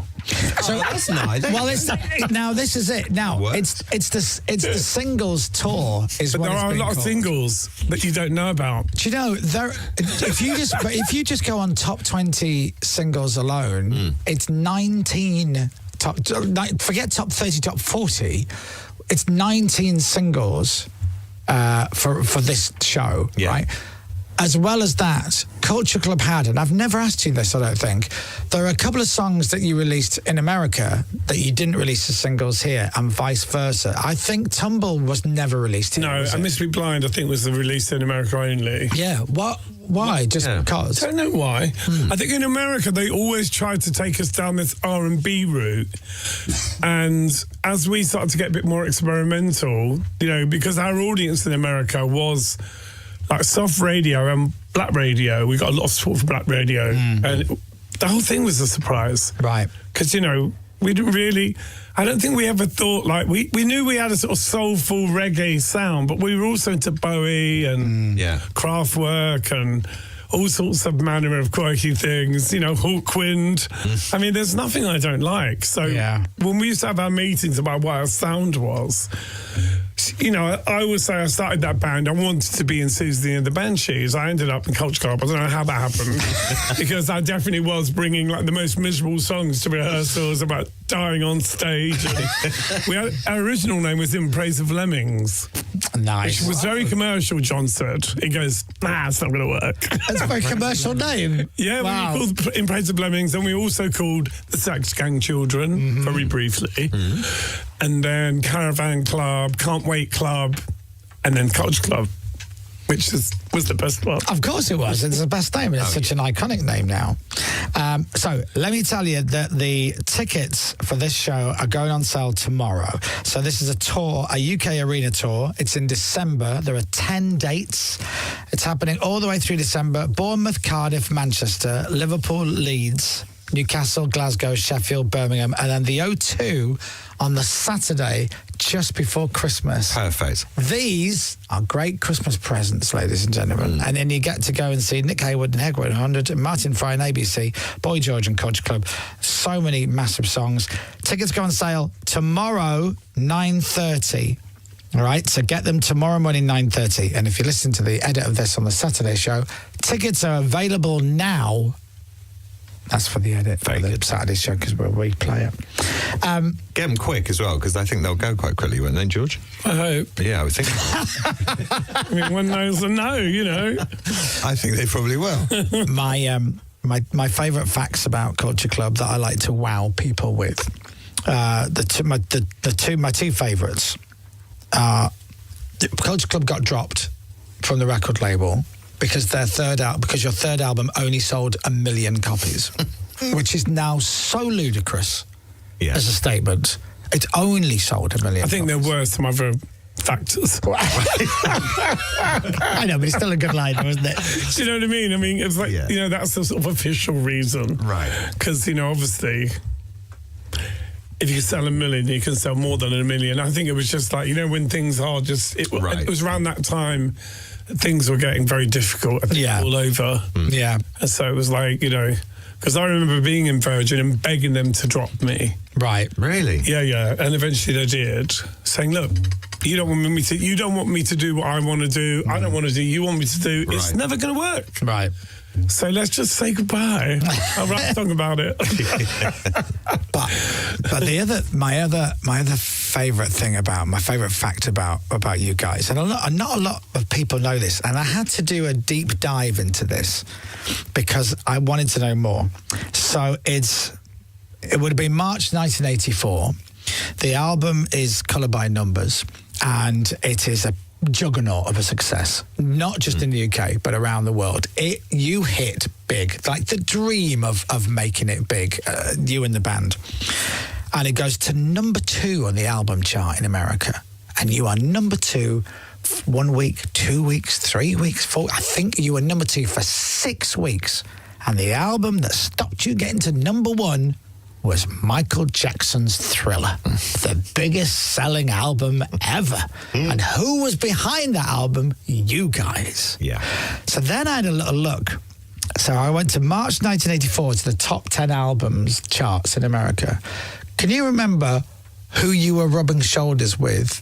Because obviously Thriller, nobody knew Thriller was going to be the juggernaut. It was. But can you remember what else was in the top 10 at the same time? It's a who's who. Bruce Springsteen, I think. It's classic album after classic album. So, Van Halen's 1984, off the back of Jump, which is a big worldwide hit. Lionel Richie's Can't Slow Down. So, All Night Long, Penny Lover, Hello. Yeah. Billy Joel's An Innocent Man. Wow. Synchronicity by the Police. Huey Lewis in the News Sports, and Duran Duran 7 in the Ragged Tiger. That's not a bad top 10. And there's a Pretenders album in there as well, but off the top of my head, I can't remember what it was. But what? I mean, that's an iconic list today. Now, I bought 7 in the Ragged Tiger. I was going to Jamaica on holiday, and I thought, be reasonable, listen to the new Duran Duran album, see what's going on. Yeah. And I actually got burnt. I was on a roof, you know, like an idiot lying on this black roof, and I got burnt smithereens listening to that album. Wow. And I had to stay in bed for 3 days while these lovely ladies patted me with that vinegar and water, and it was like, I was really badly burnt. Wow, that's not good. I did like the album, though. Yeah. Well, you must have really loved the album. Yeah. It's just like, I just lay here for 10 minutes. no. What an idiot. I love there's that lovely, I've talked to you about this before, there's lovely behind the scenes footage of recording Band Aid, Do They Know It's Christmas, and you were famously in New York, and you had to jump on a plane and fly over and get there. When you got there, I think you saw Simon Le Bon legging up the stairs, and you chased after him. Simon, get here now! That's right, yeah. Because you had a lovely little friendship, rivalry. I think he might have been a little bit scared of you. We were in Paris at a fashion show, and I'd said something cheeky about one of his girlfriends. So he fronted me at this fashion show and was like, apologise. And I was like, no. No, I He won't. was kind of taller than me.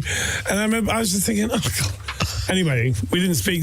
From that point on, we didn't see each other. We didn't speak. Right. And then I saw him at Band Aid, and I thought, this is a really good time to be friendly. It's a charity gig. Oh. And we get on brilliantly now. Yeah. He's actually one of my favourite Duranese, and also Roger. Yeah. Roger and Simon are my favourites, so everyone else. They're the most friendly. That's unanimous. He listens to... Sorry, Nick. Morning. All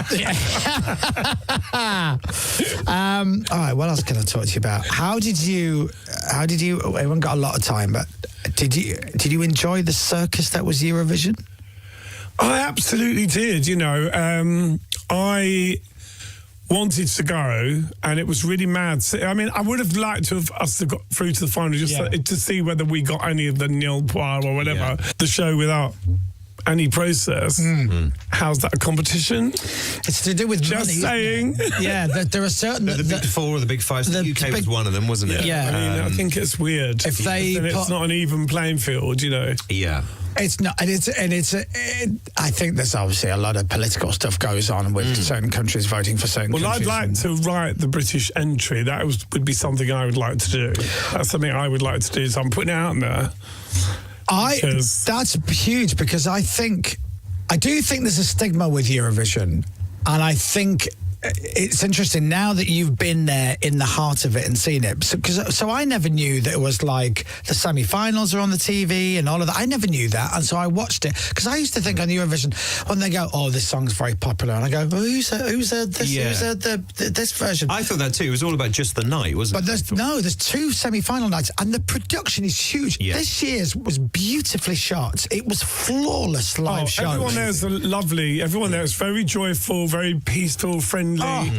Amazing. And but I think that's massive that you say, I'll do it. I'll do the UK I'd love to, entry. because I think also, I don't know why we're so unpopular. Do you know what I mean? I'm like, come on, we've given the world such great music. But we're known for our great music. Well, we were number 2 with Spaceman, with what's his name? With Sam. Sam, yeah. We only got 1 point this time, didn't we? Only got 1 point. Well, and maybe there's reasons for it. Maybe there isn't. But I don't know. Maybe it's the song. Maybe it's not the song. Do you have a song in your head for it already, or is it something you'll write near at the time? No, I mean, I've got some things that I think would be great. I've got a song called "I Could Steal Horses with You," which is a very famous German saying about friendship that is so Euro. Everyone keeps going, "Oh my God!" Really? It's like really huge, gay, ABBA-esque, great, about something really quite moving. Friends that that saying, "I could steal horses," because it's not easy to steal a horse. So you'd have to be with someone that you really aligned with, and I just love that as a concept. Yeah, get it done. That'd be great. This is going to be interesting, isn't it? I think so. Oh, and by the way, as well, we need to get also Boy George and Culture Club to do the Legends slot at Glastonbury, because this needs sorting out. 100%. I'm not old enough yet, but we'll get there. Well, Maybe in 10 years' time. Yeah, exactly. Maybe in 10 years. And George is also going to be playing Herod in Jesus Christ Superstar at the London Palladium, but we haven't got time to talk about it. But I talked about that the other day, so go and see George. And Sam's in that. He is. Jesus, He's playing Jesus, isn't Jesus. he? You're right. It's going to be good. I've done that. It's one song. I know. I'm going to get some tips. If I can do it, George, you literally will sail through it if I can get away with it. Go and get tickets to see Culture Club and George on the singles tour. This is going to be the UK Arena Tour this December. You can get tickets on sale tomorrow morning, 9:30. Set an alarm, get your tickets. What a great thing. And if you're listening on the Saturday show, tickets on sale right now. That's for the Saturday show. Perfect. I don't need to do it, do I? Yeah, lovely. Hey, lovely to see you. You too. It's Thanks really for nice coming to in. see you. Yeah, lovely seeing. Thanks.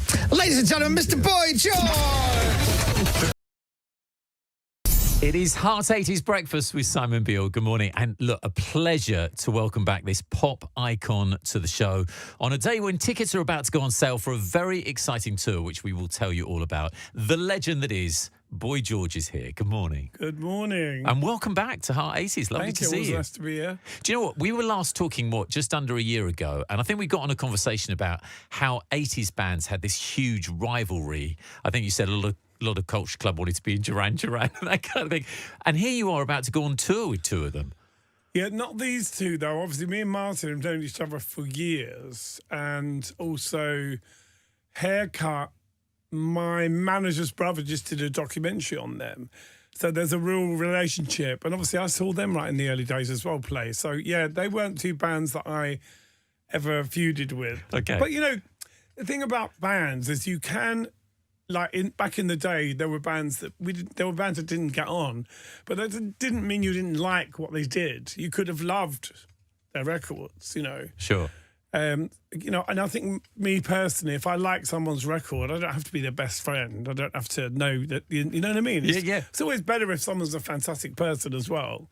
But complicated people are interesting. Yeah, absolutely true. Absolutely true. And also it does feel like, particularly with 80s festivals and this kind of thing, there is a sort of really lovely community now of bands supporting one another and loving what each other does more than ever. I think if you're difficult, it gets around. Yeah, you probably. You know what I mean? Like, you know, you can get into a cab and say, who's the most awful famous person that you've ever driven? And you get some really funny replies. You know? Oh, we'll have that conversation off air. So look, let's talk about this tour. This is really exciting. Culture Club with special guests, ABC and Haircut 100. The singles tour playing all the songs you want to hear. Starts in Bournemouth on Monday, the 7th of December and wraps up at the O2 in London on the 19th of December. Tickets go on sale at 9:30 this morning. Now, in about 20 seconds or so, describe to me what we can expect on this tour. Well, what people don't realise, there are a lot of singles. Yeah. So, you know, obviously there's the obvious ones, but there's also some quite interesting ones that, you know, fans always say, why don't you ever do anything from that? Or why don't you do that single? Because you do tend to I try to make the band push the envelope a lot when we do things like, let's do this, let's do that. So this will be obviously most of the obvious ones, but then there'll be a few surprises. And I also want to try and give people a choice of things, like so that I might have a vote one night where they can say, right, here's a selection of 6 songs, which ones you want to hear? Oh, it's like request hour. I love it. I love the idea of like giving people a choice, you know, saying, well, what about this? Because fans ask for the most unobvious things sometimes. Stuff you'd forgotten about. Yeah. They say, why do you never sing that? It's one of my favourite songs. And you keep hearing it, you know. It is mad. Yeah. And is this going to have, because obviously this is in December, is this going to have a Christmassy vibe to it? Well, it will have great production. But one of the great things we did a tour like this a couple of years ago where we did the first 2 albums. And, you know, it's the first time in ages that we really had like a big stage set. You know, it was just great. We even had choreography. Oh, hello. I mean, my choreography is just walking down the stairs without falling over. But everyone else can do it. But there was, you know, even our brass players got up and they were like doing a routine. And it was, you know, it's great because everybody, when you up the ante visually, it makes everybody feel a bit better anyway. Yeah. So these tours are always good because it's big venues. There's normally great production values. And, you know, we try to... Plus, there's so many things to reference with the singles, you know, like videos and photos and stories and things like that. You know, it's always good to have you know, bullet points of like, oh, let's talk about this, or, you know. And actually, last time you mentioned to me when it came to picking the set list and working out what you do where, I think there was one gig where you did Come a Chameleon right at the start, so people are like racing from the bar, going, oh, they're doing it already. How are you going to work out what you do where on this show? Is there going to be, you're saying surprises in there? Yeah, I feel like you could start with how it actually ran. But, you know, in chronological order, kind of you thing. could do that, Yeah, but yeah. then sometimes that doesn't work, you know, because sometimes, you know, I think if you walk on stage with the right attitude, it doesn't really matter what you start with, as long as you're engaged. It's only if you sort of go on and look like you're a bit confused. I think you've got to be quite direct when you're being a big show. Sure. There's no time for noodling. And how does it work with you being on tour with two other bands? Do you go on the same tour bus? Are you going to collaborate at all on stage, or is it kind of very separate? I don't know about that. I don't know. Okay. I don't know, but we're definitely... sometimes, if it's a Christmas show, there'll be a moment where everyone will come on together. We have in the past done like Band-Aid, which was hilarious. Wow. And that would be great. Obviously, none of those people would be around, but there was this one time when we were doing Wembley Arena and everyone was there. We were just like, get everyone on. Just and do was it. Just, you know, Right time of year and everything. It's really brilliant. We should, that's not really our single though, Band-Aid, but you know what? It could be quite funny to do it. Well, Or just there do you a go. bit of it. Absolutely. Well, look, it sounds like such a massive show, but also a really fun tour. Culture Club, the singles tour, as I say, tickets go on sale at 9:30 this morning, and it all starts on December the 7th. One of the things I've always loved about you, after all these years, you're still very unpredictable. You always love to throw us a surprise. So, for example, when you did The Jungle, I never thought in a million years you would do The Jungle. And yet for you, it's quite a life-changing moment, wasn't it, really? It was. And, you know, if you'd have asked me 5 years before, or even maybe 5 weeks before, or whatever, I would have said, no chance. But I have that thing in me that when I start doubting myself, a little thing goes off in my head. I go, why are you scared? What's the problem? Do you know what I mean? Because Sure. I think for me, as I've got older, I've sort of tried to take on things that get me over myself. You know, I think learning to remove the anxiety from yourself in public, so you become like, whenever I saw Bowie, he always looked like he was comfortable, even in high heels. Right. You know, he just always looked like he should be doing what he was doing. And I think that is a great look. Yeah. To actually be, I'm comfortable. I enjoy doing what I do. I'm not bothered about being recognised. Yeah, I just feel like I've just got, you know, since doing The Jungle, you know, I got recognised much more without my makeup. Right. Because people go, oh, yeah, saw you on the telly. Yeah, yeah, absolutely. But it was great, actually, because, you know, I can disappear, which I love. Do you know what I mean? So I get to do a lot of things that maybe other stars can't do. But I think that's a lot to do with my attitude. I'm not trying not to be seen, but I'm also not trying to be noticed. So was there a time where you just would not have gone out without There your was makeup a on? time when I was a bit more, I've just learned that, like, when you're nice, you're not disappointing. Absolutely. Doesn't matter what you look like. You can look like awful, but if you're friendly, people remember that. They don't go, oh, yeah, if you're nasty, they go, yeah, and you look dirty as well. Do you know what I mean? You know, you can almost solve anything with a smile. It's very true. And then you surprised us even more by suddenly taking part in Eurovision a few weeks ago. Now, first of all, how did this happen? Because you were performing for San Marino. Yeah, and I've actually literally today finishing a remix of Great. Superstar. It's gorgeous, really gorgeous. And I basically have always wanted to go to Eurovision. I've always wanted to go. And this opportunity came up out of the blue. They asked me last year and it just didn't pan out.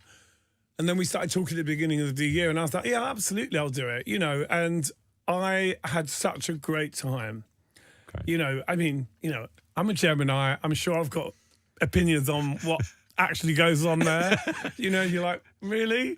But there's nothing about it I didn't enjoy. I think it was such fun. Yeah. I would have loved to have got into the final because then we would have experienced the Neil Parr moment, which is my goodness. that's what you want. You're Well, like literally going. It's iconic now, isn't it? And I also think we got to do something about our entries. You know, I loved this guy. Yeah. look, no computer. I thought he was great. I thought he did a really good job. Good actually. performance, yeah. And I also thought, you know, if you're weighing it up, it was catchy. Sure. You know? I don't know what it is. It's just Well, too random. the tune that you did with Send Hit it had a real 80s vibe to it, actually, I'll be honest, but it was very catchy and it felt like the arena were really behind you when you were performing. Yeah, so they it is always a surprise and a mystery with the But I scores. also think with Eurovision, first of all, it's not really about stars. It's about quirky, left-wing type, lefty sort of odd things. Yeah. And also, often, the person who wins gets the less out of it. True. You know, because you go, oh, I remember this one. You know, people build careers off it. Yeah. And, you know, it's mad. It doesn't seem to matter because it's just such a big occasion. It's like a festival. Yeah. And, you know, only one person wins. And as someone that had watched it, you said you watched it through your childhood, you grew up with Eurovision. Was there anything that really surprised you there?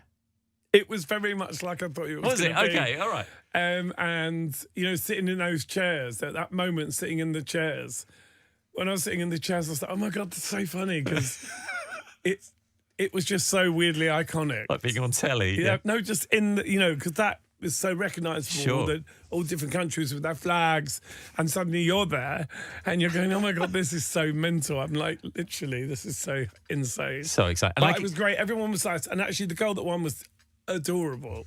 Well, you also would have got to have seen Delta Goodrem again because you worked together in Australia on I The Voice. didn't see Delta. Oh, you didn't? I was literally 6 steps behind her everywhere I went, right? And it was like, it's so organised. So literally, I'm having dinner with her next week.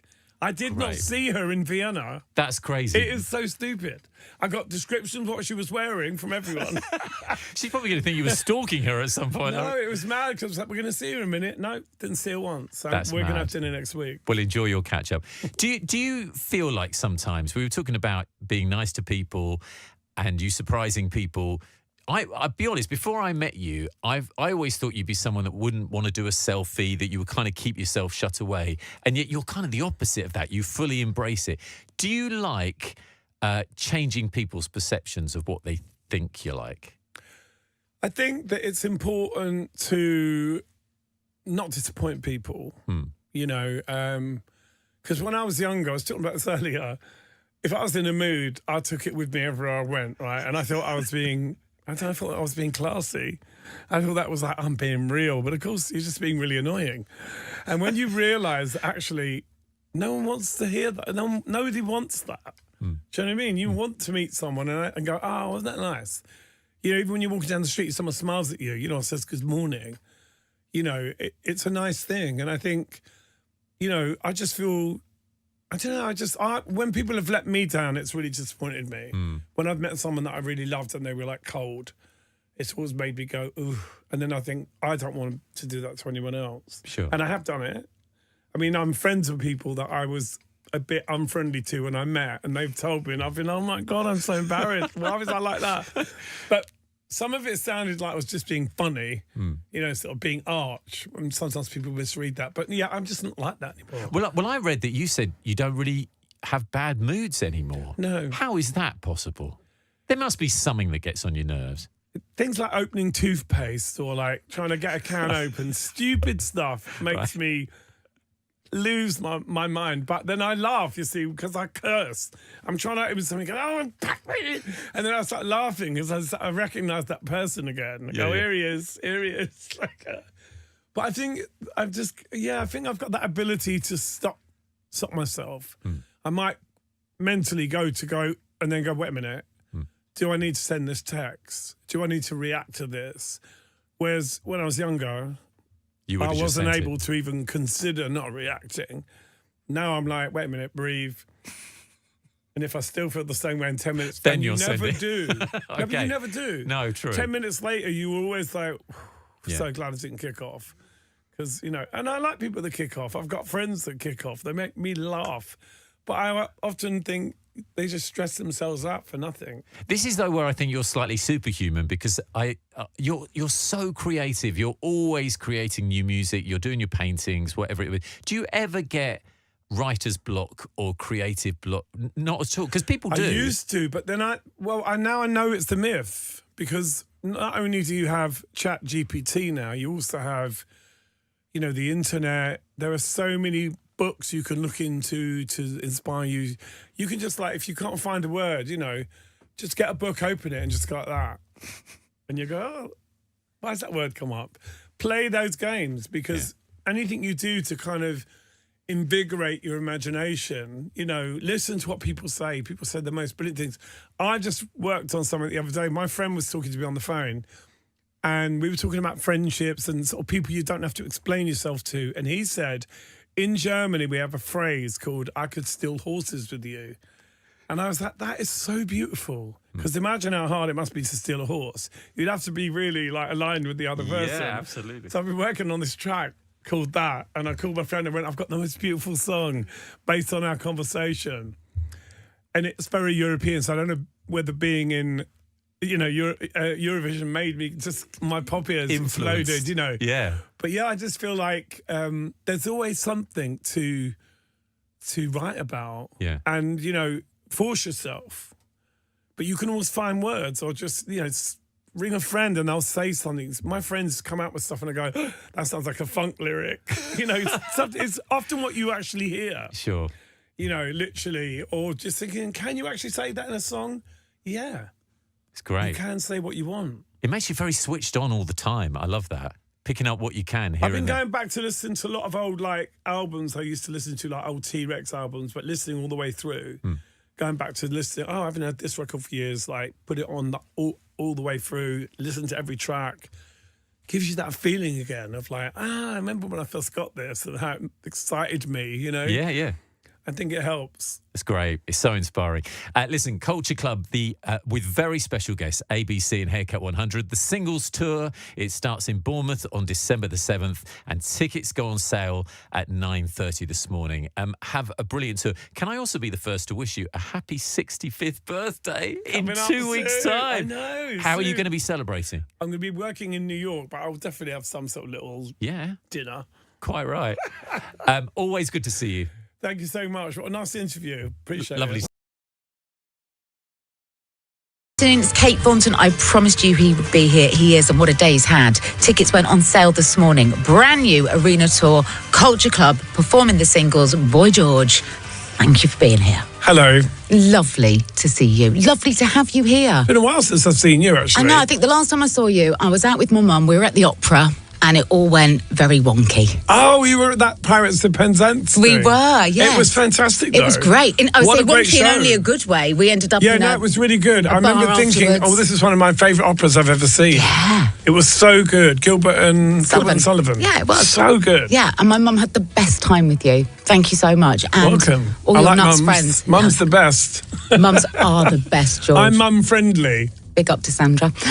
44 years it's been since your first chart single, and you're still selling arenas. I mean, that is incredible. It is, you know, and there have been moments when, you know, things haven't been great and things go up and down. But if you love what you do, you know, I always think if you are interested, you remain interesting. That's it. Yeah, that's it. Because I kind of almost feel like sometimes I'm outside of myself watching me. Yeah.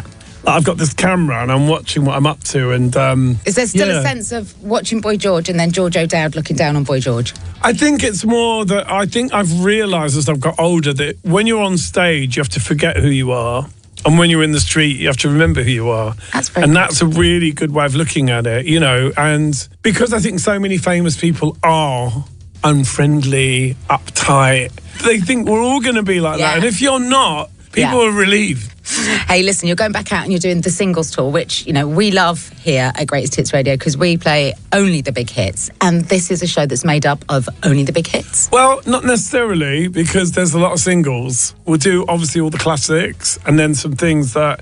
Because our fans, they want everything. Of course. They ask for the most bizarre things. Like, what song would you like us to sing? They're like, Mistake Number 3. I go, really? You get these really mad requests from fans about, like, That's lovely, though. That shows you that you've got this body of work that's constantly meaning something to someone somewhere. And also, one of my other lines, obviously, I was joking because I was saying, well, I could say I wrote this when I was single. Which could apply to any given decade. Exactly. Listen, life on the road now. It's you, it's Mikey, it's Roy. No John. No John. He's gone. What's life like on the road now, and how does it differ to the 80s and 90s? Well, the tour we just did in America, me, Mikey and Roy were on the bus together, and it was pretty good. Yeah? Actually, yeah. That's a confined space. Even if you've got nice soft furnishings. I got the back room though, so I can disappear. But, I think we're better at communicating now. You can say no to things, and you can do it in a nice way. I mean, no's never a nice word, is it? If you want to do something and someone else says no, but there's a way of saying no that is less 80s. I mean, it's... Like, no, I'm leaving the band. Yeah. Which you did do. All the time. All the time. How many times do you reckon you've left Culture Club? Off. I was always leaving.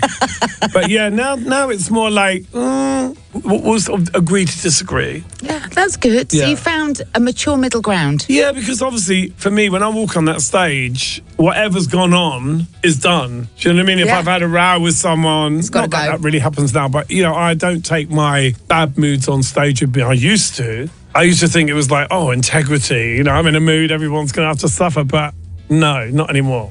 Of all the singles that you're performing, is there one that you never tire of? Or is it gone a bit beyond that now? It's been 40 years. Well, when we did Everything I Own originally, it was very different to the way we do it now. There's a couple of things on this tour where I want to try and get them as close to how they were when we made them. Because, what happens when you're playing live a lot, things get bluesed out. They get a bit loose and jammy. Yeah. And I'm like, no, let's get it tighter. Because Everything I Own is kind of very different on the record to the one that we play live. So I'm trying to get it exactly, even the voice, because it's a little bit like clipped and different. And it's fun doing that sometimes, that going, actually, what have we added? Let's get rid of it and see if we can get back to a more pure sound. So if we're going to play one track from the singles collection now, what should it be, George? Well, we talked about Everything I Own, so maybe play that. Friday afternoon, Boy George is still with me. We are, talking through pretty much everything in and around the last 40-something years with Culture Club as you head back out on the road. Tickets went on sale this morning, coming to arenas in December this year, isn't it? Yeah. What would you normally be doing on a Friday lunchtime, George? I would probably be at my art studio, probably by afternoon. Sometimes I get so kind of locked into what I'm doing that I just stay there for hours because I don't have a 9-to-5 life. No, but can music still do that to you? Can you still find that kind of vacuum where time just disappears? I have my art studio and then I have my computer. I can work on a track while I'm painting. That's nice. I don't have to kind of, because the AI thing is so advanced now, you don't have to ring up Roy and go, it's 4 a.m. Obviously, he's not going to come over. I don't need him. Oh, my God. Roy's going to be devastated. No, because you still need to play it with the bands. It's a great writing tool. But you can prep it all. And also, there's something about not having someone else in the room sticking their nose in, saying, you can't say that, and that's too this, and that's too that. So you try things, and you can get rid of it. If you don't like it, you just get rid of it, start again. And it is so fascinating what you can blend together. But you still have to use your imagination. Of course you do. Yeah, it's a tool. And it's not going away. I think your interest in technology mirrors that of the man that you adore above all others, Bowie. He saw the internet coming over the hill in a way that other visionaries just couldn't. Yeah. Is that something that you take from him, his excitement about the possibilities of the future? I always thought that whenever he put a record out, I would get the record and just be like, oh my God, what's this? What's this? Is there singing on this? I mean, Low, when that came out, there was like 5 instrumental tracks. I felt robbed. Did you? And then overnight, it was my favourite record. Right. And now I can listen to that record and so many things about that record that annoyed me. The fact that it took like 2 minutes for the song to start. And just like the way he just did stuff that was so avant-garde and unexpected. And I always objected to it at the beginning and then went, So good. And I think it's backing yourself, isn't it? Yeah. Because one thing I learned from Bowie, you know, in the old days, if I wrote something and I didn't get it straight away, I would dismiss it. I saw with him, like, with something like Let's Dance, he kept coming back to it, and it was something else, and then it changed. So it did, didn't it? It's a bit like painting over a painting. Let's Dance didn't start out. Was it a ballad? I don't know what it was, but he said that he kept rejecting it and couldn't get anything, and then Niall came in. Yeah, and then suddenly you go, I mean, if he was a visionary from the 70s, who do you think helped to continue that vision alongside the likes of you in the 80s? Well, Mark Bolan is a massive one for me in terms of lyrics. I mean, I always go back to him when I'm trying to be kind of ethereal. Mark Bolan just had this way of writing stuff that was so ridiculous, but beautiful and poetic. And for me, he's the same as Bowie. And has the 90s produced an artist that you think can stand shoulder to shoulder with them? Prince. I always used to be really excited about Prince's records. Always. Even when he was on a sort of down period, there was always something that I loved. There was always 2 or 3 songs going, no, but these ones are genius. So even Madonna, I will listen to her records. You know, I'll always go and listen to her records. There's certain artists, Bjork, there's just certain people I will invest and spend time listening to what they're doing. You've got somebody like Madonna who actually soundtracked the 80s and the 90s with equal measure, equal success. I mean, she's the powerhouse, isn't she? She is, and, you know, we've never been friends or anything, but I've always been fascinated. I'm always fascinated. If I like enough of your songs, for me, it's all about the songs. I don't really have to like the person. I don't have to be their best friend, you know, but if I love your music... If you sat down for lunch now with Madonna, do you think you two might find a groove? You might get along? I mean, I would get along with her. Okay. That doesn't necessarily mean she got along with me. Although, this is funny. About 3 weeks ago, because there was this whole thing about the clothes at Coachella. Oh, yeah, her clothes were missing. I did a really funny AR video where I nicked her clothes. And I put it up, and I thought, she'll either hate it or she'll think it's funny. And she followed me. Right. And it was a moment, because my phone rang off like 8 o'clock in the morning. All my friends going, Donna's following you. And I was like, oh, my God, that's genius. So, you know, I was like, well, she's got a sense of humour. Oh, which is great. You know, I love that. And I was only having a bit of fun because in Australia, someone nicked the hat of mine and it was like, where are they going to put it? It's like bright yellow with big red spots on. George, never stop being you. It's lovely to have you back. Good luck with the arena shows. Tickets went on sale this morning. Don't hang about. They won't be there for long. Supported by Haircut 100 and ABC. What a night that'll be. And Boy George popped by earlier on to tell us about what we can expect from a show that promises all the songs you want to hear. So you're back on the road. Off you go again. Yeah, I mean, listen, we always tour all the time. But we did a thing 2 years ago, which was like our first 2 albums. So this is not like the usual tour because this is kind of, to a certain degree, what it says on the tin, although, you know, I'm not someone that sticks to rules.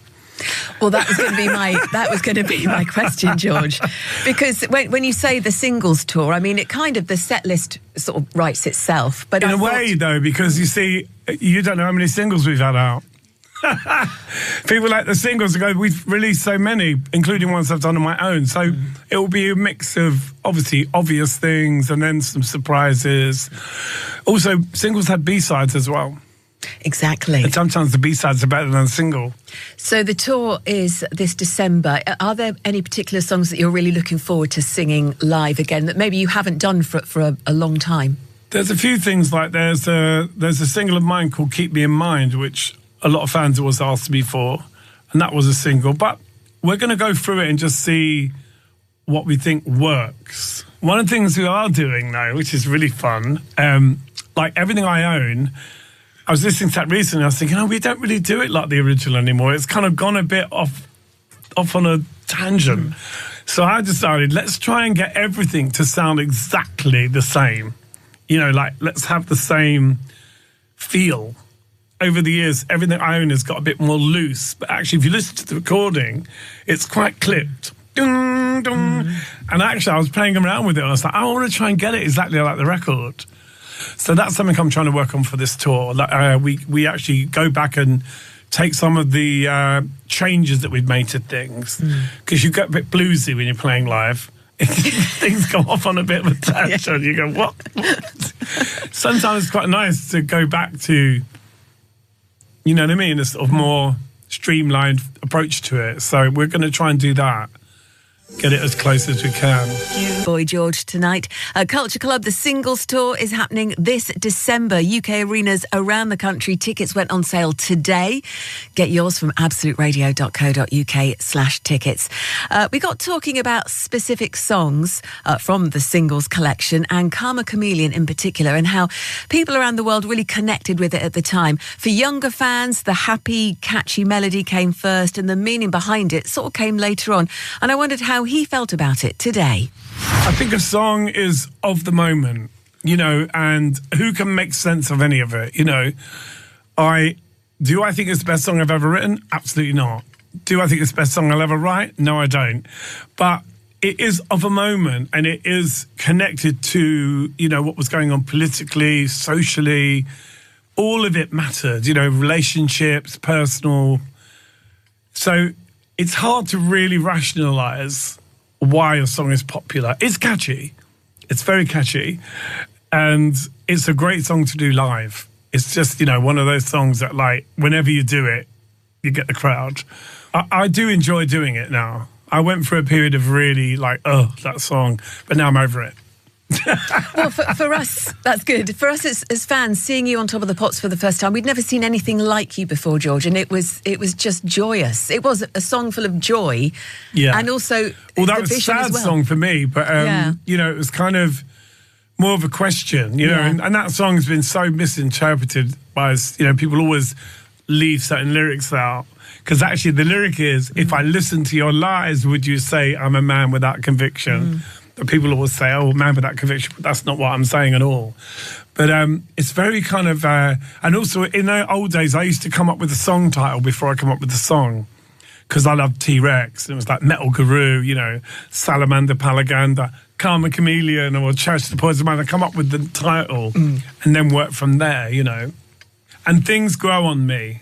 I may not be, you know, there's certain things that are immediate, and then certain things where I go, wait a minute, I need to live with this because I can't hear it first time, you know. But I make so much music myself. I'm always working with different artists and unknown people, and, you know, I just really like writing. I would spend my entire life in the studio making records with other people if I could. I like working with singers. I just love building things. I like to make stuff. The rest of it is, you know, something I've had to learn to do. Performing it's a different story, but writing it I love. That's my favourite thing.